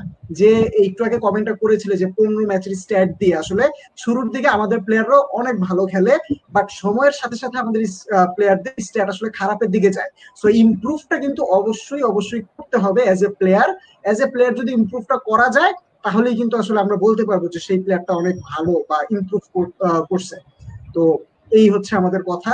তানভীরও হয়তো আমার সাথে একমত হবে এই বিষয়টাতে, তাই না? এক্স্যাক্টলি, একজন সাব্বির রহমানের কথা লিখছে যে Sabbir Rahman is an example of this. Exactly, আমার এখনো মনে আছে এক্স্যাক্টলি। বাংলাদেশ যখন অস্ট্রেলিয়াকে টেস্টে হারাইলো, তখন নাথান লায়ন একটা কমেন্ট করছিল যে সাব্বির রহমানের ব্যাটিং স্টাইল বিরাট কোহলির মতো। বাট তুমি ভাই চিন্তা করে দেখো সাব্বির রহমানের অবস্থা কি আর বিরাট কোহলির অবস্থা কি। সো বেসিক্যালি আমাদের অনেক প্লেয়ারই অনেক প্রসপেক্ট নিয়ে আসে, অনেক সম্ভাবনা নিয়ে আসে, বাট আলটিমেটলি কি হয় সেটা তোমরাও জানো। একজন লিখছো যে নাসিরের হারিয়ে যাওয়া একটা এক্সাম্পল। এক্স্যাক্টলি, নাসির হোসেন যখন শুরুতে আসছিল পাকিস্তানের সাথে সেঞ্চুরি, খুব ভালো পারফরমেন্স ছিল, বাট পরবর্তীতে কি হয়ে গেল? মুস্তাফিজুর রহমান আর কাগিসোর আবাদা মোটামুটি সমসাময়িক প্লেয়ার, বাট মুস্তাফিজুর রহমান কিরকম সারা ফেলছিল আসার সাথে সাথে, কাগিসোর আবাদা কিন্তু শুরু থেকে এরকম সারা ফেলে নাই। বাট এখন কাগিসোর আবাদা কোন জায়গাটায় চলে গেছে, আর এখন মুস্তাফিজুর রহমানের কি অবস্থা। তো সেটাই হচ্ছে বেসিক্যালি একটা অবস্থা। একজন হচ্ছে বেসিক্যালি আমাদের পিএম এর ফ্ল্যাট দেওয়া, টাকা দেওয়া নিয়েও চলে আসছে। ফ্ল্যাট টাকাটাই সব ক্ষেত্রে বিষয় না, মানে একটা ডিটারমিনেশন থাকা লাগে, বেস্ট হওয়ার একটা স্পৃহা থাকা লাগে। হয়তো এটা ওদের থাকে, হয়তো থাকে না, ওটাই ভালো বলতে পারবে। সো আমরা সেই আলোচনায় না যাই। একজন লিখছে সাইফুদ্দিনকে গরিবের বেন স্টোকস বলতে পারেন। আচ্ছা ঠিক আছে। তো আমরা আশা করি যে সে নিজেকে হার্ড ওয়ার্কের মাধ্যমে এবং ডিটারমিনেশনের মাধ্যমে গরিবের বেন স্টোকস না, ধনীদের বেন স্টোকস এর পর্যায়ে সে নিজেকে নিয়ে যাবে। তাইলে আমরা একটা অ্যাসেট পাবো আমাদের কি বলবো, আমাদের দেশের জন্য। একজন লিখছে তানভীর ভাই 2015 ওয়ার্ল্ড কাপে ইংল্যান্ডের সাথে ম্যাচটার কমেন্ট্রি মনে আছে? ডেফিনেটলি মনে আছে man. Goes for heroes, goal them full and straight. এটা the Bangladeshi Tigers have knocked the England Lions out of the World Cup. One of the greatest matches in Bangladesh cricket history. One of the lowest points in English cricket history. তারপরে তো আরো crazy ব্যাপারটা ছিল ভাই, ওই highlight যতবার দেখছি মানে এটা আসলে বলার বাইরে। তো যাই হোক, আমরা পরবর্তী স্লাইডে চলে যাই। পরবর্তী স্লাইডে নতুন কোয়েশ্চেন আসছে। এই কোয়েশ্চেনটা তোমাদের পারার কথা, এবং আমি যেটা মনে করি পার্সোনালি, এই কোয়েশ্চেনে পারার জন্য বেসিক্যালি এটার মুখস্থ করার কিছু নাই। যেমন আমি যদি আমার কথা বলি, ম্যাক্সিমাম যে স্ট্যাট গুলো আমি তোমাদের সাথে শেয়ার করতেছি আজকে, ম্যাক্সিমামে কিন্তু ধরো আমি কি মুখস্থ করে আসছি নাকি? এত স্ট্যাট কি আসলে মুখস্থ করা যায় নাকি? শুনছি, কিছু জিনিস মনে আছে, কিছু জিনিস ভুলে গেছি। যেমন একটা ব্যাপার যে 2015 সালের ব্যাপারটা, 2015 সালে রাউন্ড রবিন ছিল কি ছিল না আমার মনে ছিল না, মেহেদি মনে করাই দিল। আমার মনে করো গোলাপি বলে ফার্স্টেস্ট কবে হয়েছে এটা আবার আমার মনে ছিল, সো আমি বলে দিলাম। So that's the point. খেলা দেখবা, মনোযোগ দিয়ে দেখবা, তো অনেক কিছু তো মনে থেকে যায়। অনেকে লিখে ফেলছো কি ভাইয়া যে নেম গুলো বলছেন ওরা কারা, ওরা কারা তুমি জানতে পারবা যখন তুমি একটু বই থেকে বের হবা। সারাদিন তুমি নার্ডের মতো বই নিয়ে পড়ে থাকো, বই টুই রাখো, একটু খেলা টেলাও দেখো। একজন, আচ্ছা একজন অনেক কিছু লিখছে, আমরা সেদিকে না যাই। সবাই মোটামুটি কেন উইলিয়ামসন লিখছো, তো সবাই মোটামুটি এই কোশ্চেনের আনসারটা জানো। তো যেহেতু আনসারটা জানো, তাহলে এটাতে আর সময় ব্যয় করবো না। অবশ্যই ম্যান অফ দ্য টুর্নামেন্ট কি ছিল বা প্লেয়ার অফ দ্য টুর্নামেন্ট কি ছিল? প্লেয়ার অফ দ্য টুর্নামেন্ট ছিলেন কেন উইলিয়ামসন। আরেকটা কোশ্চেন করতেছি তোমাদের জন্য, ম্যান অফ দ্য ফাইনাল কে ছিল? ম্যান অফ দ্য ফাইনাল কে ছিল? আগের কোশ্চেনে ছিল player of the tournament, player of the tournament ছিল কেন উইলিয়ামসন। নতুন একটা কোশ্চেন করলাম তোমাদের জন্য, সেটা হচ্ছে ম্যান অফ দ্য ফাইনাল কে ছিল? দেখি তো মনে করতে পারো কিনা। তো সবাই ম্যান অফ দ্য ফাইনালের নাম মনে করুক। আর দোস্ত আমি হইতেছি কি করব, যে ব্যাটে যে লাগলো, কেন যে গাপটিলের থ্রোটা ব্যাটে লাগলো, আমি সেটা নিয়ে শোক পালন করি। আমিও সেই, মানে আমরা আসলে যতটা না ইংল্যান্ডের সাপোর্টার তার চেয়ে বেশি আমরা আসলে নিউজিল্যান্ডের supporter. Supporting point of view থেকে আমরা আসলে নিউজিল্যান্ডকে বেশি সাপোর্ট করি। আমিও, তোমাদের তানভীর ভাইও সেম। আমাদের একটা ইচ্ছা ছিল ওয়ার্ল্ড কাপের আগে যে ওয়ার্ল্ড কাপটা দিন শেষে নিউজিল্যান্ডই পাক। তো আনফরচুনেটলি গাপটিলের সেই থ্রো, তারপর হচ্ছে বেন স্টোকস এর গায়ে লাগা এবং দিন শেষে 4 হয়ে যাওয়া, হ্যাঁ, এবং আম্পায়ারদেরও কিন্তু এখানে একটা ভুলের বিষয় ছিল। তো সব মিলাই আসলে ওই দিন লাক পুরোপুরি ইংল্যান্ডের ফেভারে ছিল দেখেই হয়তো ইংল্যান্ড এই ওয়ার্ল্ড কাপটা জিততে পারছে। বাট আমরা অনেক বেশি খুশি হইতাম। আমি হোপফুল যে তোমরা যারা লাইভটা দেখতেছো তাদের অনেকেই হয়তো নিউজিল্যান্ডের অনেক বড় ফ্যান, কারণ সাপোর্টিং পয়েন্ট অফ ভিউ থেকে আসলে নিউজিল্যান্ড খুবই নিউট্রাল একটা টিম। খুব কম হেটার আসলে নিউজিল্যান্ডের টিমের আছে, বাকি অনেকেই হয়তো ইংল্যান্ডকে দেখতে পারে না। তো নিউজিল্যান্ড যদি ওয়ার্ল্ড কাপটা জিততো তাহলে আমার, তোমাদের তানভীর ভাইয়ের মতো আমাদের আরো অনেক সাপোর্টাররা হয়তো খুব শান্তি পাইতাম আমরা। বাট যা আল্লাহ করে আসলে ভালোর জন্যই করে। বাট ওই বলটা যদি বেন স্টোকস এর গায়ে হিট না করতো তাহলে হয়তো ভালো হতো। এক্স্যাক্টলি দোস্ত, একজন কমেন্টও করছে যে প্লাস ট্রেন্ট বোল্টের বাউন্ডারিতে পা লাগা, মানে ক্যাচটা ধরেও ফেলছিল আগের ওভারেই মোস্ট প্রবাবলি, ক্যাচটা ধরেও ফেলছিল, জাস্ট পাটা লেগে গেল। মানে একটু আগেও যদি বলটা ছাড়তে পারতো, সামনেই আরেকটা ফিল্ডার ছিল, মানে অনেক যতটুকু লাক ইনফরবাস। আসলে ফেভার করার কথা তার পুরোটাই আসলে ইংল্যান্ডের পক্ষে ছিল। ইভেন একটা ওয়ার্ল্ড কাপের মতো, ওয়ার্ল্ড কাপের ফাইনালের মতো এত বিশাল একটা ম্যাচে এসে আসলে সুপার ওভারে যাওয়া, সুপার ওভারে গিয়ে তারপর ড্রামা হয়ে সুপার ওভার ড্র হওয়া এবং দিন শেষে বাউন্ডারি দিয়ে আসলে চিন্তা করে একটা টিমকে চ্যাম্পিয়ন ঘোষণা করা, সো এই পুরোটা বিষয় কিন্তু একটা লাকের বিষয়। তো আনফরচুনেটলি আমরা বলবো যে নিউজিল্যান্ড অনেক বেশি আনলাকি ছিল দেখে আসলে নিউজিল্যান্ডের পক্ষে ওয়ার্ল্ড কাপটা জিতা সম্ভব হয় নাই। বাট আমরা হোপফুল যে নিউজিল্যান্ড যদি এই পারফরমেন্স বজায় রাখে তাহলে হয়তো সামনের ওয়ার্ল্ড কাপ গুলাতে আমরা নিউজিল্যান্ডের হাতে নিশ্চয়ই ট্রফি দেখতে পাবো, এবং আমরা খুব খুশি হব যদি কেইন উইলিয়ামসন আসলে ট্রফিটা উঁচাই ধরতে পারে। এক্স্যাক্টলি, মানে অনেকেই লিখছে যে ফালতু রুলস, বাউন্ডারিতে উইন। একজন লিখছে হইতেছে যে মানে সবাই হচ্ছে অনেক হতাশ, অনেক হতাশ হতাশ জিনিসপাতিও দেখা যাচ্ছে। একজন লিখছে বাংলাদেশ যদি সেমিতে উঠতো সাকিব হয়তো প্লেয়ার অফ দ্য টুর্নামেন্ট হইতো। হ্যাঁ, মানে বাংলাদেশ যদি এটা ভালো পজিশনে থাকতো, অবশ্যই ওর সামনে একটা ভালো অপরচুনিটি ছিল প্লেয়ার অফ দ্য টুর্নামেন্ট হওয়ার। 606 রান করছিল, 11টা উইকেট পাইছিল। মানে একই ওয়ার্ল্ড কাপে একটা মানুষের পক্ষে 606 রান করা প্লাস 11টা উইকেট পাওয়া, মানে আসলে একটা বিশাল ব্যাপার।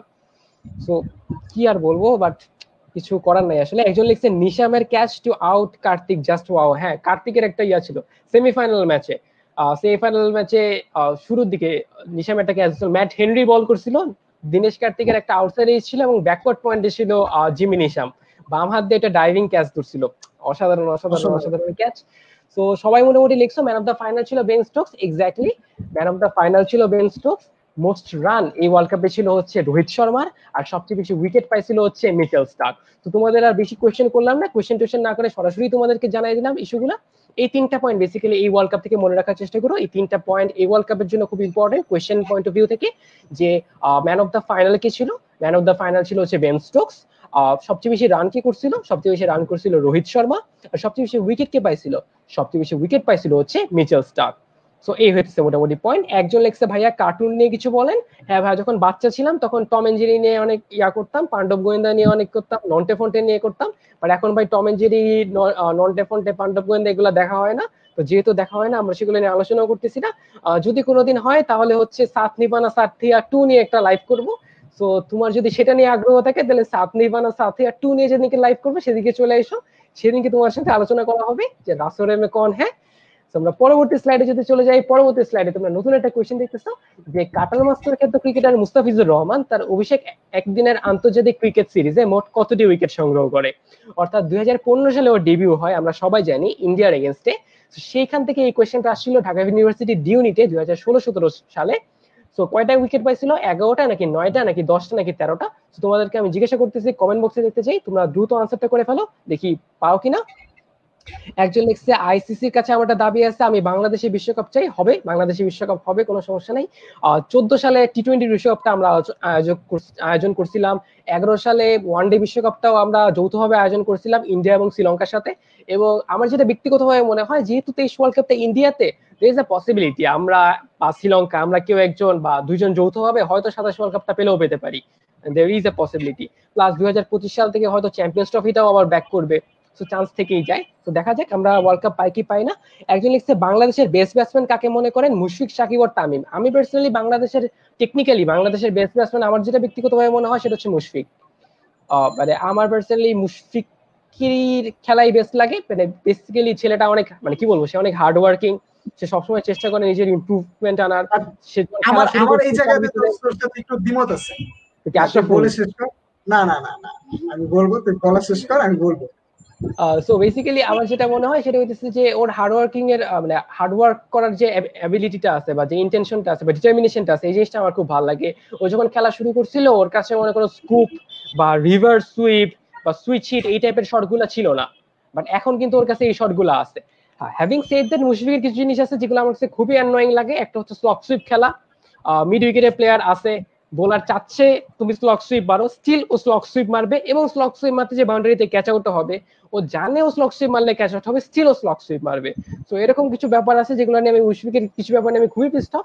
স্টিল আমার বাকি যারা আছে তাদের মধ্যে চিন্তা করলে আমার কাছে মুশফিকটাই টেকনিক্যালি সবচেয়ে সলিড লাগে। আর আরেকটা কথা আছে, টেকনিক এক জিনিস আর স্টাইল এক জিনিস। আমি যদি স্টাইলের দিক থেকে বলি আমার মনে হয় লিটন দাস হচ্ছে বাংলাদেশের সবচেয়ে স্টাইলিশ ব্যাটসম্যান। ওর আমার উপরে মতে কোনো কথা আসলে নাই।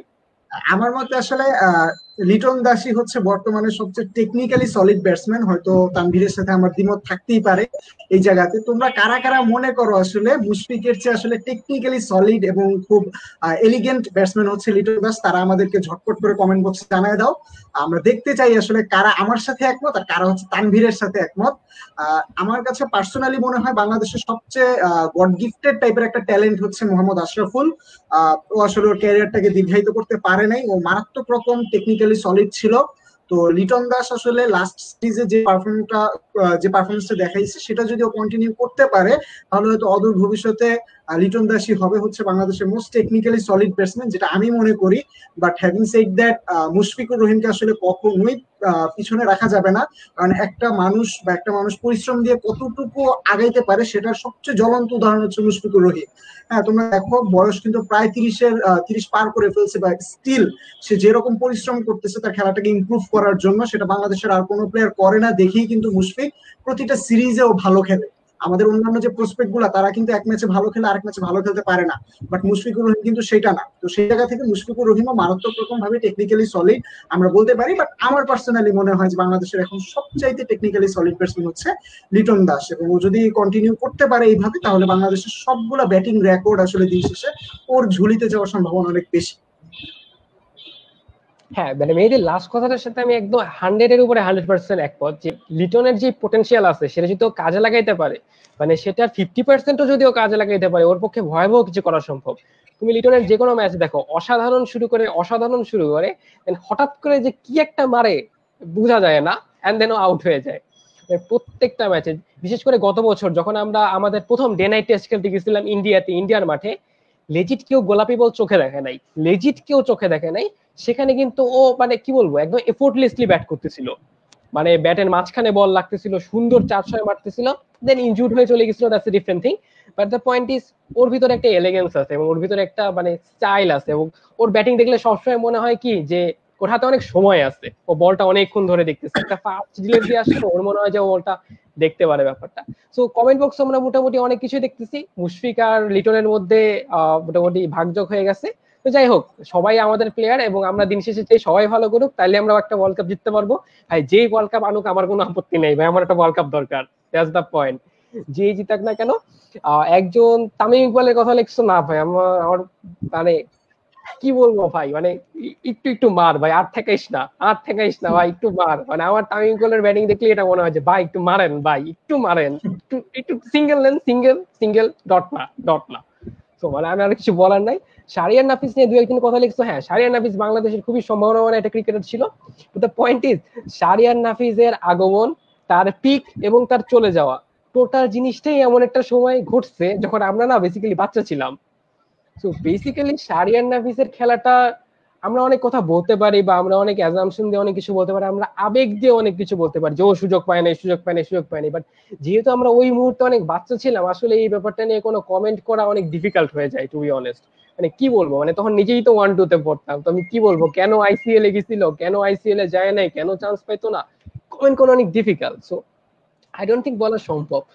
তোমাদের অনেক কারো যদি শাহরিয়ার নাফিস সম্পর্কে জানার ইচ্ছা থাকে, আমি একটু বলে রাখি যে শাহরিয়ার নাফিস কিন্তু রিসেন্টলি ওর একটা ইউটিউব চ্যানেল খুলছে, এবং ইউটিউব চ্যানেলে ও কেন আইসিএল এ চলে গেছিল এবং আইসিএল থেকে আসার পর ওর মনোভাব কেমন ছিল, এগুলো যদি কেউ জানতে চাও বা কেউ যদি শাহরিয়ার নাফিস ফ্যান হয়ে থাকো, তোমরা ইউটিউবে শাহরিয়ার নাফিসের যেই পেজটা বা যেই চ্যানেলটা আছে সেই চ্যানেলটা গিয়ে তোমরা ভিডিওটা দেখতে পারো, আশা করি অনেক কিছু ক্লিয়ার হয়ে যাবে।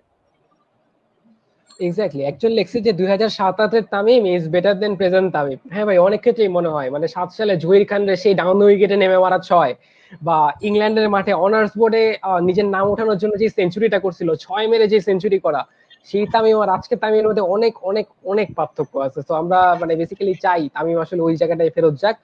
একজন লেখছে তামিমের জন্য বিগ স্কোর হয় না, আচ্ছা যাই হোক, ট্রু। একজন লেখছে যে পিং বল জিনিসটা কি, পিং বল জিনিসটা কি, ডে নাইট টেস্ট পিং বলে খেলা হয়, মানে নরমালি তো বল দুই ধরনের হয়, একটা সাদা একটা লাল। তো পিং বল হইতেছে একটা নতুন ফেনোমেনা। যখন রাতের বেলা টেস্ট ম্যাচ হয় তখন বেসিক্যালি লাল বলে খেলাটা না হয়, গোলাপি বলে খেলা হয়, কারণ লাল বল দেখা যায় না, গোলাপি বলের visibility better. So that's Y.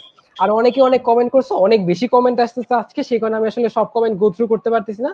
So আমি এক্সট্রিমলি সরি যদি কারো কমেন্ট মিস দিয়ে থাকে। অনেকেই লিখছেন এটার আনসার 13, অ্যাবসলিউটলি রাইট।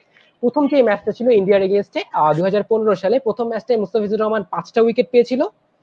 পরের যে ম্যাচটা ছিল সেটাতে 6টা উইকেট পেয়েছিল, আর 3 নাম্বার ম্যাচটায় 2টা উইকেট পাইছিল। সো বেসিক্যালি এভাবে টোটাল 13টা উইকেট হয়, 5 যোগ 6 যোগ 2 সো সমান 13টা ম্যাচ। একজন লিখছে 24 ঘন্টা খেলা হয়, ভাই একটু কমন সেন্স অ্যাপ্লাই করো, একটু কমন সেন্স অ্যাপ্লাই করো, 24 ঘন্টা খেলা হইতে হবে না, রাত্রেবেলা খেলা শুরু হয়, রাত্রেবেলা শেষ হয়, দ্যাটস দ্য পয়েন্ট। মানে বেসিক্যালি বিকালের দিকে শুরু হয়, মানে মনে করো খেলা তুমি 3টা-4টার দিকে শুরু করবা, এন্ড দেন রাত্রে 9টা-10টা পর্যন্ত খেলবা, তাহলে কি রাত্রে খেলা হলো না বেসিক্যালি, মানে সূর্য ডুবার সময় খেলা হইতেছে এবং সূর্য ডুবার পরে খেলা হইতেছে, তো তখন পিঙ্ক বলে খেলা হয়। So that's the point. আমরা পরবর্তী স্লাইডে চলে যাই।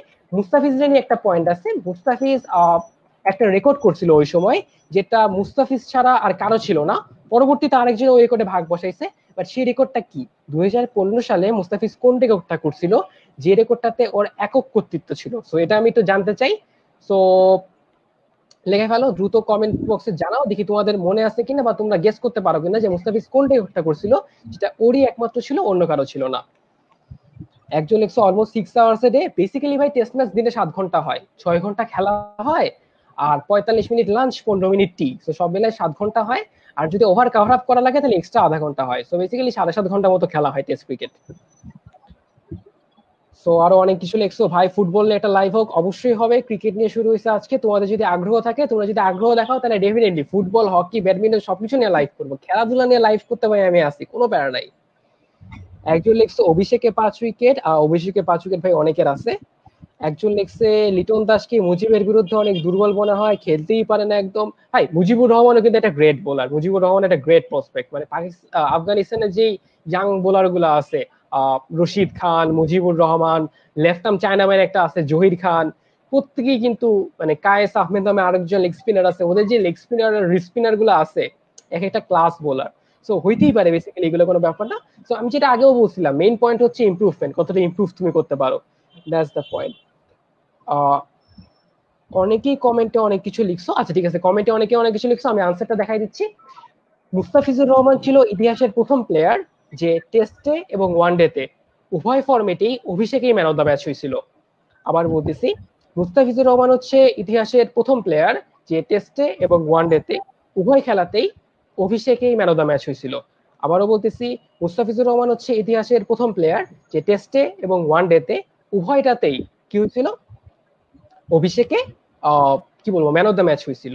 তো এটা হচ্ছে মুস্তাফিজুর রহমানের মানে এমন একটা ফ্যাক্ট, যেটা মুস্তাফিজুর রহমানের একক রেকর্ড ছিল তখন। পরবর্তীতে বেন ফোক্স নামে ইংল্যান্ডের আরেকটা প্লেয়ারও এই রেকর্ডে ভাগ বসাইছে, but still Mustafizur Rahman is the first person to achieve that feat, যে ওয়ানডেতে এবং টেস্টে উভয় ফরম্যাটেই ও প্রথম স্থানটা দখল করছিল, মানে ম্যান অফ দ্য ম্যাচ হইতে পারছিল। এবং তোমরা যেটা জানো সেটা হচ্ছে ওর ওয়ানডে ডেবিউ হয়েছিল ইন্ডিয়ার এগেনস্টে, আর টেস্ট ডেবিউ হয়েছিল কি সাউথ আফ্রিকার এগেনস্টে। একজন লিখছে এমওটিএম কি, এমওটিএম মানে হচ্ছে man of the match, man of the match. So I think man of the match মানে কি তুমি জানোই, সো এটা কোনো ব্যাপার না। একজন যেটা লিখছো সেটা হইতেছে south Africa test debut, exactly. একজন লিখছো কার্টুন নিয়ে লাইভ করেন, হ্যাঁ কার্টুন নিয়ে, আচ্ছা কার্টুন নিয়ে একটা কথা মনে পড়লো, মশা যায় কেন সামনে দিয়ে, কার্টুন নিয়ে একটা জিনিস মনে পড়লো, সেটা হইতেছে মাঝখানে আমি লাইভ ক্লাসে না জুম ক্লাসে কার্টুন নিয়ে অনেক কথা বলছিলাম। সো বেসিক্যালি জুম ক্লাসে আসতে হবে তোমাদের। তোমরা যেটা জানো যে আমাদের নতুন ব্যাচ চালু হয়েছে, সেই নতুন ব্যাচে ভর্তি চলতেছে। তো তোমরা যদি চাও সেই ব্যাচে নিজেদেরকে ইনক্লুড করবা, যারা যারা এখনো ভর্তি হওয়া নাই তারা তারা ইনক্লুড করতে পারো নিজেদেরকে। আমরা 4,000 টাকা ছাড়ে বর্তমানে ভর্তি নিচ্ছি, এবং করোনা পরিস্থিতি বিবেচনায় আমরা ইয়াও করতেছি, মানে কি বলে ইনস্টলমেন্টে পেমেন্ট করার সুযোগটাও দিচ্ছি। তো তোমরা যদি চাও এখানে পার্টিসিপেট করতে, তোমরা ডেফিনেটলি পার্টিসিপেট করতে পারো। এবং তোমরা যদি জুমে আসো তাহলে ইনশাল্লাহ আমি যখন ইংলিশ ক্লাস নিব, ইংলিশ ক্লাসের মাঝে মাঝে কার্টুন নিয়ে কথাবার্তা হবে, কার্টুন নিয়ে অবজেক্টিভ আসবে, এমসিকিউ হবে, অনেক কিছু হবে ইনশাল্লাহ। সো আমরা সময় ব্যয় করব না, পরবর্তী স্লাইডে চলে যাব। পরবর্তী স্লাইডে নতুন একটা কোয়েশ্চেন চলে আসছে, ঢাকা ইউনিভার্সিটির বিউনিটের একটা কোয়েশ্চেন। সেটা হচ্ছে টেস্ট ক্রিকেটে বাংলাদেশের পক্ষে প্রথম ডাবল সেঞ্চুরি কে করেন? এটা অবশ্যই অবশ্যই পারা উচিত, এটা না পারলে মানে লেজিট মাইর খাওয়া। সো কিছুক্ষণ আগে ওই প্লেয়ারটাকে নিয়ে অনেক আলোচনা হয়েছে, তো তোমার অবশ্যই পারা উচিত। সো দ্রুত কমেন্ট বক্সে লিখে ফেলো যে man of the match, sorry man of the match না, প্রথম ডাবল সেঞ্চুরিটা কার ছিল বাংলাদেশের পক্ষে? একজন লেখছে মোসাদ্দেক সৈকত ওডিআই ক্যারিয়ারে ফার্স্ট বলে উইকেট নিচ্ছিল। হ্যাঁ ভাই, এরকম ছোটখাটো রেকর্ড অনেকেই আছে বাংলাদেশের। আমাদের আসলে শুরুর দিকে অনেক কিছু মনে হয়, মানে আমরা শুরুর দিকে অনেক কিছু করে ফেলি, আস্তে আস্তে আমরা বড় হয়ে অনেক কিছু করতে পারি না।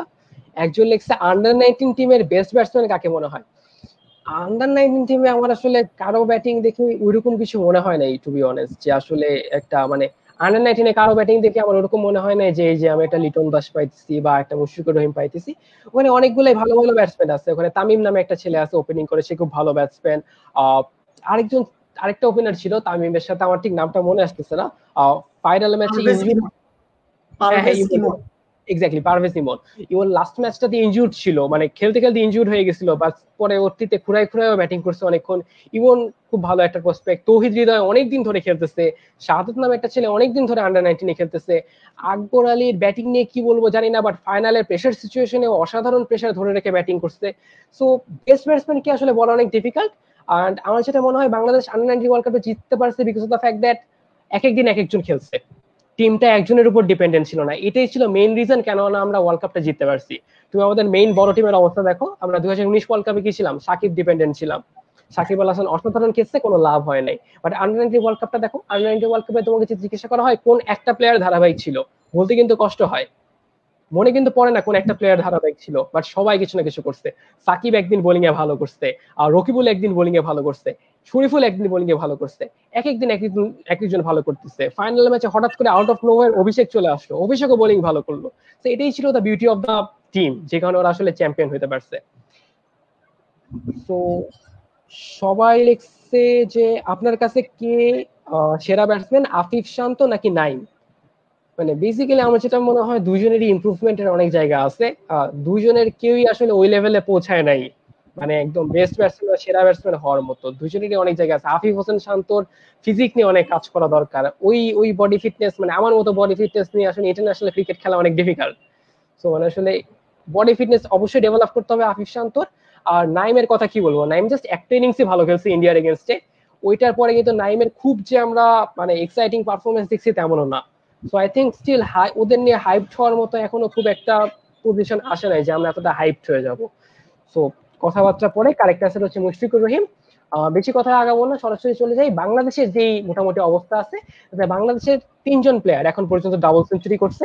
প্রথম ডাবল সেঞ্চুরি ছিল মুশফিকুর রহিমের শ্রীলঙ্কার বিপক্ষে, দ্বিতীয়টা ছিল তামিম ইকবালের পাকিস্তানের বিপক্ষে, তৃতীয়টা ছিল সাকিব আল হাসানের নিউজিল্যান্ডের বিপক্ষে, এবং চতুর্থ এবং পঞ্চমটা ছিল মুশফিকের, দুটোই জিম্বাবুয়ের বিপক্ষে। তো মুশফিক হচ্ছে ক্রিকেট ইতিহাসের একমাত্র উইকেট কিপার ব্যাটসম্যান। আবারও বলতেছি, মুশফিক হচ্ছে ক্রিকেট ইতিহাসের একমাত্র উইকেট কিপার ব্যাটসম্যান যার একাধিক ডাবল সেঞ্চুরি আছে। আবার বলতেছি, মুশফিক হচ্ছে ক্রিকেট ইতিহাসের একমাত্র উইকেট কিপার ব্যাটসম্যান যার একাধিক ডাবল সেঞ্চুরি আছে। সো কি বলবো, খুবই ভালো একটা, মানে খুবই ভালো একটা খবর আমাদের জন্য। মানে আমরা আসলে খুব কম জায়গায় আছি যেখানে আমাদের প্লেয়াররা ভালো ভালো জায়গায় যায়, বাট ধীরে ধীরে আমরা আসলে সেই জায়গাটায় পৌঁছাচ্ছি, এবং ইনশাল্লাহ আমরা সামনেও সেই জায়গাটায় আরো পৌঁছাইতে থাকবো এবং ভালো জায়গায় পৌঁছাইতে পারবো। একজন লিখছো waiting for the comeback of Shakib Al Hasan, exactly. আরো অনেকেই অনেক কিছু লিখছো। একজন লিখছো 219 সাকিব, সাকিব 217, সাকিব 217 করে আউট হয়ে গেছিল, বোল্ড হয়ে গেছিল ইনসাইড এজ। একজন লিখছো ভাই মোসাদ্দেক সৈকত ভাইকে আপনার কাছে ব্যাটসম্যান হিসেবে কেমন লাগে, কি মনে হয় ওনাকে নিয়ে? আমার ভাই মোসাদ্দেক হোসেন সৈকত নিয়ে কিছুই মনে হয় না। মেহেদী, তোর কিছু মনে হয়? না, আমারও আসলে মোসাদ্দেক হোসেন সৈকতকে নিয়ে আসলে অত কিছু মনে হয় না। খুব ভালো প্রসপেক্ট ছিল, বাট আমরা সবসময় বলে আসছি যে বাংলাদেশে কিন্তু এমন প্রসপেক্ট অনেক বের হয়, বাট তারা আসলে তাদের পারফরমেন্সটা ধরে রাখতে পারে না। তুমি যখনই চিন্তা করবা যে কোনো একটা প্লেয়ার টিমে সুযোগ পাচ্ছে, তার মানে হচ্ছে অবশ্যই তার মধ্যে পসিবিলিটি, একটা প্রসপেক্ট অবশ্যই থাকবে, বাট সেই প্রসপেক্টটাকে কিন্তু কাজে লাগাতে হবে। তোমরা মোসাদ্দেক হোসেন সৈকতের কথা বলতেছো, নাসিরের কথা বলতেছো, বাট এই প্রসপেক্ট গুলাকে কিন্তু ওরা নিজেদেরকে বুঝতে হবে যে ওরা খুব ভালো প্রসপেক্ট, এবং সেই জায়গা থেকে হার্ডওয়ার্ক করে কিন্তু তাদেরকে টিমের জায়গা ধরে রাখতে হবে। মোসাদ্দেক হোসেন সৈকতের বেলায় যেটা হয়েছে সেটা হচ্ছে অনেক ভালো প্রসপেক্ট ছিল, বাট ও কিন্তু ওর পারফরমেন্স ধরে রাখতে পারেনি, যে কারণে পরবর্তীতে টিম থেকে বের হয়ে গেছে। সো প্রসপেক্ট ভালো আমরা তখনই বলবো যখন আসলে সে অনেক বছর ধরে টিমে সার্ভিস দিতে পারবে। তো মোসাদ্দেক হোসেন সৈকতের ক্ষেত্রে সেটা হয়নি দেখে আমি বা আমার ফ্রেন্ড তানভীর আমরা কেউই আসলে মনে করি না মোসাদ্দেক হোসেন সৈকত আসলে অত হটেস্ট প্রসপেক্ট। এক্স্যাক্টলি। সো আমরা পরের কোশ্চেনে চলে যাই। বাংলাদেশ ক্রিকেট দল কোন দলের বিরুদ্ধে প্রথম টেস্ট খেলে? আরো একটা কোশ্চেন, ঢাকা ভার্সিটি ডি ইউনিটের দ্রুত আনসার দিয়ে ফেলো তোমরা। একজন লিখছে Taijul recent bowling style change করছে, হোপিং ফর দ্য বেস্ট, ইনশাআল্লাহ ভালো কিছু হবে। তাসকিনকে নিয়ে কি মনে হয়? সেম, তাসকিন আমার একটা ভালো প্রসপেক্ট ছিল, অনেক ভালো একটা সূচনা ছিল। শুরুর দিকে ইন্ডিয়ার সাথে 5 উইকেট নিয়ে ওর সূচনা হয়, পরবর্তীতে শ্রীলঙ্কার সাথে, যদি আমি ভুল না হয়ে থাকে আমার, শ্রীলঙ্কার সাথে ওর একটা হ্যাট্রিকও আছে ওয়ান ইন্টারন্যাশনালে। তো অনেক ভালো প্রসপেক্ট ছিল, বাট আসলে যেটা বলা হলো যে অনেকেরই ভালো প্রসপেক্ট থাকে, বাট আসলে সেটা টেনে নিয়ে যেতে পারে না। একজন লিখছে not as the wicket keeper, I think মুশফিকের ব্যাপারে বলছো। হ্যাঁ, মুশফিকের ব্যাপারে not as the wicket keeper কথাটার সাথে আমি কি বলবো 200% একমত। মানে আমি আসলে মোটেও উইকেট মানে স্টাম্পের পিছনে মুশফিককে দেখতে চাই না, বাট দ্য পয়েন্ট ইজ দেখা লাগে, কিছু তো করার নাই, তাই না? আমি পারলেই ওরে বাদ দিয়ে দিতাম উইকেট কিপিং থেকে। বাট যাই হোক, একজন লিখছে সাঙ্গাকারা এর নাই ডাবল একাধিক। হ্যাঁ ভাই, সাঙ্গাকারার হাজার হাজার একাধিক আছে, বাট দ্য পয়েন্ট ইজ তুমি যদি খেয়াল করে দেখো, সাঙ্গাকারা বেশিরভাগ সময় যখন টেস্ট খেলে উইকেট কিপার হিসেবে টেস্ট খেলে না। সাঙ্গাকারা যখন প্রথম দিকে খেলতো তখন উইকেট কিপার ছিল হচ্ছে প্রসন্ন জয়বর্ধনে। প্রসন্ন জয়বর্ধনের নামে একজন কিপিং করতো, সাঙ্গাকারা ব্যাটিং করতো। পরবর্তীতে দীনেশ চান্দিমাল ক্রিকেট কিপিং করছে, সাঙ্গাকারা ব্যাটিং করছে। তো বেসিক্যালি সাঙ্গাকারা ওয়ানডে দলে বা টি-20 দলে উইকেট কিপিং করলেও টেস্ট দলে যখনই খেলতো সাঙ্গাকারা বেশিরভাগ সময় উইকেট কিপিং করতো না, উইকেট কিপিং এর দায়িত্বটা অন্য কারো কাঁধে থাকতো। প্রসন্ন জয়বর্ধনে অনেকদিন করছে, দীনেশ চান্দিমাল অনেকদিন করছে, আরো অনেক প্লেয়াররাই করছে। তো বেসিক্যালি এখন নিরোশন ডিকোয়েলা করছে অনেক কিছুদিন। সো এটাই হচ্ছে পয়েন্ট, সাঙ্গাকারা খেলতো বাট কিপার হিসেবে খেলতো না, মেইন ব্যাটসম্যান হিসেবে খেলতো। এই কারণে সাঙ্গাকারা বেসিক্যালি হিসাবের বাইরে চলে যায়। যখন আমরা বলি কিপার ব্যাটসম্যান, তখন আমরা যেটা বোঝাই সে ওই টেস্ট করছে আবার ডাবল 100ও করছে। তো মুশফিকের এরকম 3বার আছে যে ও টেস্টে কিপিংও করছে প্লাস ডাবল 100 করছে। সাঙ্গাকারা যখন ডাবল 100 গুলা মারছে তখন আসলে ও কিপার হিসেবে খেলে নাই, ব্যাটসম্যান হিসেবে খেলছে। সো আই থিঙ্ক আমি রিদুন তোমার আনসারটা দিতে পারছি। একজন জিজ্ঞাসা করতো বাংলাদেশ ক্রিকেট দল নিউজিল্যান্ডে সন্ত্রাসী হামলার সম্মুখীন হয় কখন? ভাই তুমি হচ্ছে মনে করো আজকের ক্লাসটা অনেক বেশি সিরিয়াসলি নিয়ে নিছো। তোমার যেটা মনে হয়েছে যে ঢাকা ভার্সিটি অনেক তোমাকে সাল তারিখ ক্ষণ এভাবে জিজ্ঞাসা করবে, ভাই ঢাকা ভার্সিটি এত খারাপ না, ঢাকা ভার্সিটি এত সাল তারিখ ক্ষণ জিজ্ঞাসা করে না। স্টিল তোমার যদি আনসার দিতেই হয়, if I am not wrong, সন্ত্রাসী হামলা কি ক্রাইস্ট চার্চ অ্যাটাকটা ছিল। ক্রাইস্ট চার্চটা আমার যতদূর মনে পড়ে 2019 সালের শুরুর দিকে হয়েছিল, ফেব্রুয়ারি মার্চ মাসের দিকে। বাংলাদেশ একটা সিরিজ খেলতে গেছিল, 3 টেস্টের সিরিজ। 3 নাম্বার টেস্টের আগ দিয়ে ওই অ্যাটাকটা হয়েছিল, এন্ড দেন বাংলাদেশ দল দেশে ফেরত আসে।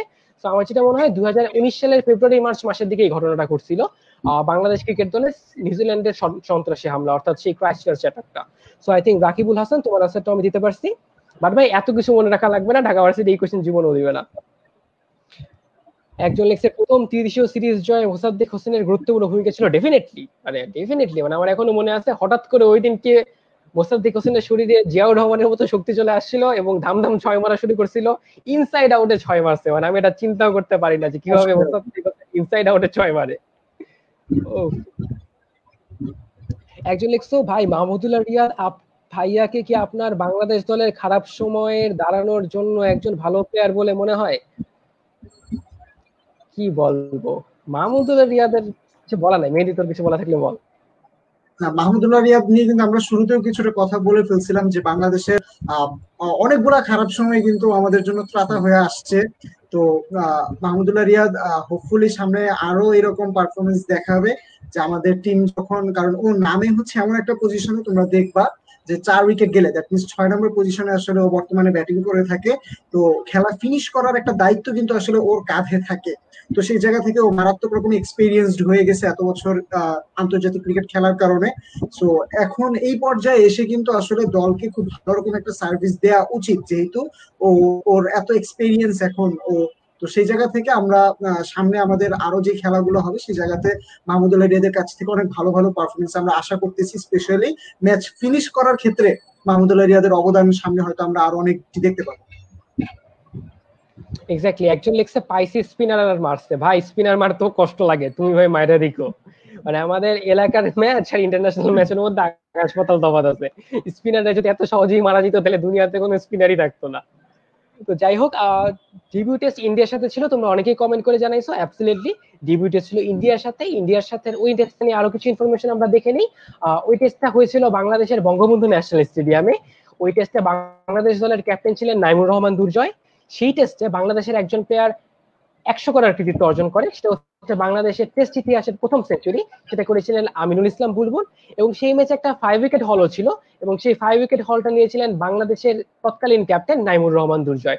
সো বেসিক্যালি এই চারটা ইনফরমেশন এক্সামের জন্য তোমরা একটু মনে রাখার চেষ্টা করো, যে আমাদের প্রথম টেস্টটা ছিল ইন্ডিয়ার এগেনস্টে, হয়েছিল বঙ্গবন্ধু জাতীয় স্টেডিয়ামে, ক্যাপ্টেন ছিলেন নাইমুর রহমান, প্রথম সেঞ্চুরি ছিল আমিনুল ইসলাম বুলবুলের, আর প্রথম 5 উইকেট হল ছিল নাইমুর রহমান দুর্জয়ের। সো এই কটা পয়েন্ট আমরা মোটামুটি খেয়াল রাখার চেষ্টা করবো। পরবর্তী স্লাইডে আমরা চলে যাই। একটা খুবই ডাল কোয়েশ্চেন, একটা খুবই বোরিং কোয়েশ্চেন, দেখি তো এই বোরিং কোয়েশ্চেনের আনসারটা তোমরা দিতে পারো কিনা।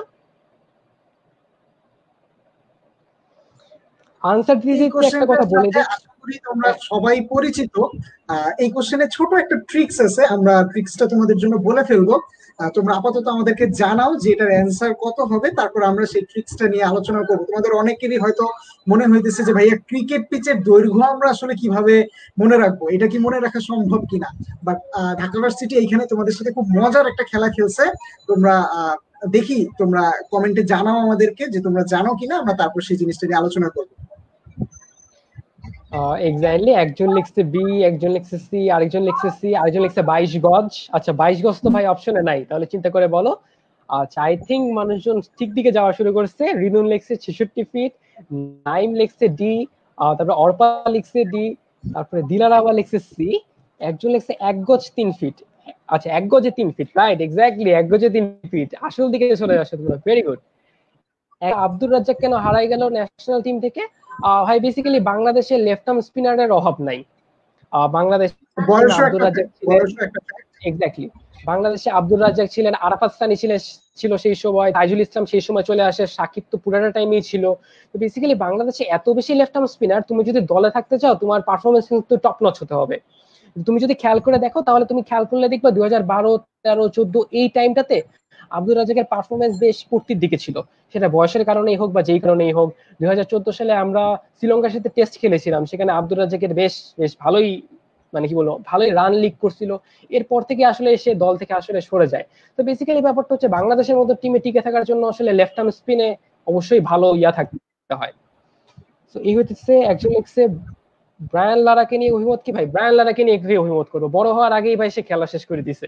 তো মানে কি বলবো, আরেকটু কিছুদিন খেললে বলতে পারতাম, বাট এটুকু বলাই যায় যে গ্রেট ক্রিকেটার, 400 রান করছে ভাই একটা ইনিংসে, কি আর বলবো। আচ্ছা তোমরা অনেকেই স্ক্রিনে অ্যান্সারটা দেখতে পাচ্ছ, স্ক্রিনে অ্যান্সারটা হচ্ছে 66 ফুট। এখন কথা হচ্ছে ভাই আমরা এটা কিভাবে পারবো পরীক্ষার হলে। দেখো তোমরা এটার সাথে কিন্তু সবাই মানে একমত হবা যে তোমরা অনেকেই এই জিনিসটা শুনছো, সেটা হচ্ছে ক্রিকেট পিচের দৈর্ঘ্য হচ্ছে 22 গজ। এই কথাটার সাথে কিন্তু তোমরা সবাই একমত যে এটা কিন্তু আমরা অনেক বেশি শুনছি যে ভাইয়া ক্রিকেট পিচের দৈর্ঘ্য হচ্ছে 22 গজ। এখন কথা হচ্ছে যে ভাইয়া এই জিনিসটা আমরা কিভাবে মনে রাখবো। দেখো তোমাদেরকে যে ছোট ট্রিক্সটা ঢাকা ভার্সিটি এখানে তোমাদেরকে জানতে চাওয়া হয়েছে, ঢাকা ভার্সিটি তোমাদের কাছ থেকে জানতে চাইছে, সেটা হচ্ছে 1 গজ সমান সমান হচ্ছে 3 ফিট। এই তথ্যটা যদি তোমরা মাথায় রাখতে পারো বা জানতে পারো, তাহলে কিন্তু এই কোশ্চেনটার অ্যান্সার করা তোমাদের জন্য অনেক বেশি সহজ হবে। আমরা জানি 1 গজ হচ্ছে 3 ফিট, যেহেতু ক্রিকেট পিচের দৈর্ঘ্য হচ্ছে 22 গজ, তাহলে 22 ইন্টু 3, তাহলে অ্যান্সার হচ্ছে 66 ফিট। তাহলে এই ছোট ট্রিক্সটা হচ্ছে ঢাকা ভার্সিটি আমাদের সাথে খেলছে। তো এটা কিন্তু তোমাদেরকে অবশ্যই মাথায় রাখতে হবে যে 1 গজ সমান সমান 3 ফিট, তাহলে সেই জায়গা থেকে অ্যান্সার হচ্ছে 22 গজ, 22 গজ হচ্ছে 66 ফিট। আশা করি তোমরা সবাই এই জিনিসটা ধরতে পারছো। তানভীর, তাই তো? এক্স্যাক্টলি, মানে আই থিঙ্ক মোটামুটি ছেলেমেয়েরা বুঝতে পারছে, এবং মোটামুটি কারেক্ট অ্যান্সারও দিচ্ছিল অনেকে। সো আই গেস ওরা মোটামুটি ব্যাপারটা নিয়ে ক্লিয়ার। একজন জিজ্ঞাসা করছে পঞ্চপাণ্ডব নিয়ে বলেন। ভাই পঞ্চপাণ্ডব নিয়ে আর বলার কি আছে, মাশরাফি, তামিম, সাকিব, মুশফিক, মাহমুদুল্লাহ, মানে তারা হচ্ছে একটা, মানে বাংলাদেশের ক্রিকেট একটা জোয়ার আনছে। আমরা যে একটা মিডিওকার টিম ছিলাম, মিডিওকার কে আমরা যে একটা, মানে কি বলবো, আমরা কারে কাউরে হারাইলে সেটা কি মানে সেটাকে সবাই দেখতো যে ও বাবা বাংলাদেশের কাছে হারছো, কি লজ্জার ব্যাপার, এরকম ভাবে ট্রিট করতো। মানে আমাদেরকে মিনোজ হিসেবে ট্রিট করা হতো। আমরা যখনই কোনো ম্যাচ জিততাম সেটাকে ফ্লুক বলা হতো। সেই জায়গা থেকে যে আমরা বর্তমানে ক্রিকেটে একটা মোটামুটি একটা ফর্মিডেবল অবস্থানে আসছি এবং আমাদেরকে এখন যে বিশ্বের প্রত্যেকটা টিম কাউন্ট করে, এটা তো বেসিক্যালি ওই 5 জনের কারণেই হয়েছে। তো আমরা আশা করবো আমাদের যে ইয়াংস্টাররা আছে তারা ওদেরকে সাপোর্ট করবে। মাশরাফি খেলা হয়তো আমরা আর দেখতে পারবো না, বাট বাকি যে 4 জন আছে তাদের সাথে আমরা আশা করি যে আমাদের ইয়াংস্টাররা তাদের সাথে কাঁধে কাঁধ মিলে একসাথে খেলবে, খেলে আমাদেরকে একটা বড় কোনো টুর্নামেন্টের কাছে নিয়ে যাবে। তো বেসিক্যালি আমরা আমাদের ক্লাসের বেশ শেষের দিকে চলে আসছি। একজন সৌম্য সরকারকে নিয়ে বলেন, কি বলবো ভাই সৌম্য সরকারকে নিয়ে, খুবই ট্যালেন্টেড একটা প্লেয়ার, খুবই প্রমিসিং স্টার্ট ছিল, বাট বাংলাদেশের আর 10টা ট্যালেন্টেড প্লেয়ারের মতো হারায় যাচ্ছে। আমরা চাই ও দ্রুত কামব্যাক করবে এবং একটা ভালো পজিশনে নিজেকে নিয়ে যাবে।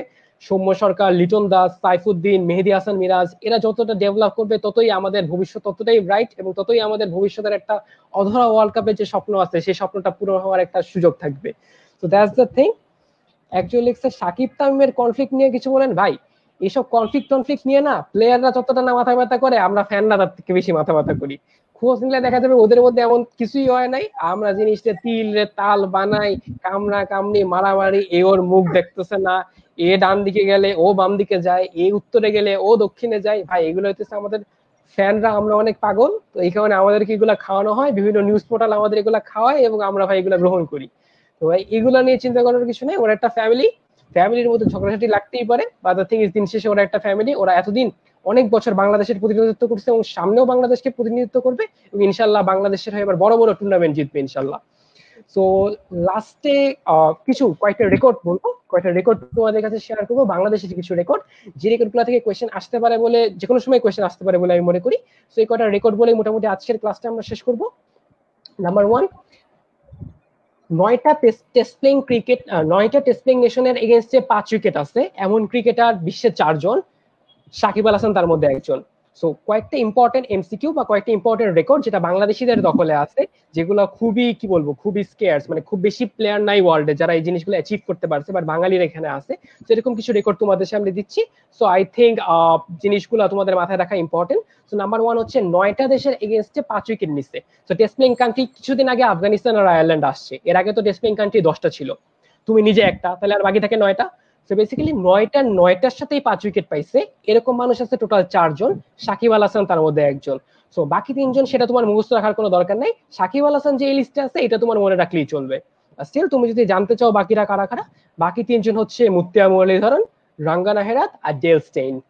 মুত্তিয়া মুরলীধরন, রাঙ্গানা হেরাত, ডেল স্টেইন, এগুলো মনে রাখার দরকার নেই, তুমি জাস্ট এটুকু মনে রাখলেই হবে যে সাকিব আল হাসান তার মধ্যে একজন। সেকেন্ডলি, একই ম্যাচে সেঞ্চুরি এবং 10 উইকেট, একই ম্যাচে সেঞ্চুরি এবং 10 উইকেট, এই এই ফিটটা অ্যাচিভ করা বা এই কাজটা করা একমাত্র বাংলাদেশি হচ্ছে সাকিব আল হাসান। সো জাস্ট সাকিব আল হাসান মনে রাখলেই হবে, সাকিব আল হাসান ছাড়া অন্য কারো নাম মনে রাখার দরকার নেই বা অন্য কারো নাম নিয়ে টেনশন করার দরকার নেই। আর স্টিল তুমি যদি জানতে চাও বাকি 2 জন হচ্ছে স্যার ইয়ান বোথাম আর ইমরান খান, পাকিস্তানের ইমরান খান আর ইংল্যান্ডের স্যার ইয়ান বোথাম। আর 3 নাম্বার প্লেয়ারটা হচ্ছে আমাদের সাকিব আল হাসান, বাকি 2 জনের নাম মনে রাখা লাগবে না, জাস্ট সাকিব আল হাসান একটা মনে রাখলেই হবে।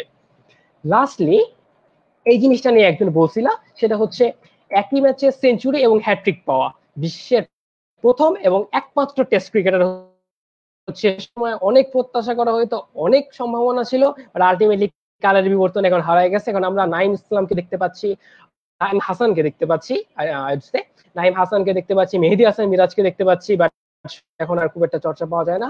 আর সোহাগ গাজী হচ্ছে একটা প্লেয়ার, পৃথিবীর একমাত্র টেস্ট ক্রিকেটার যে একই ম্যাচে সেঞ্চুরি এবং একটা হ্যাট্রিক পাইছে। সো এটাও তোমাদের জন্য অবশ্যই ইম্পর্টেন্ট একটা পয়েন্ট।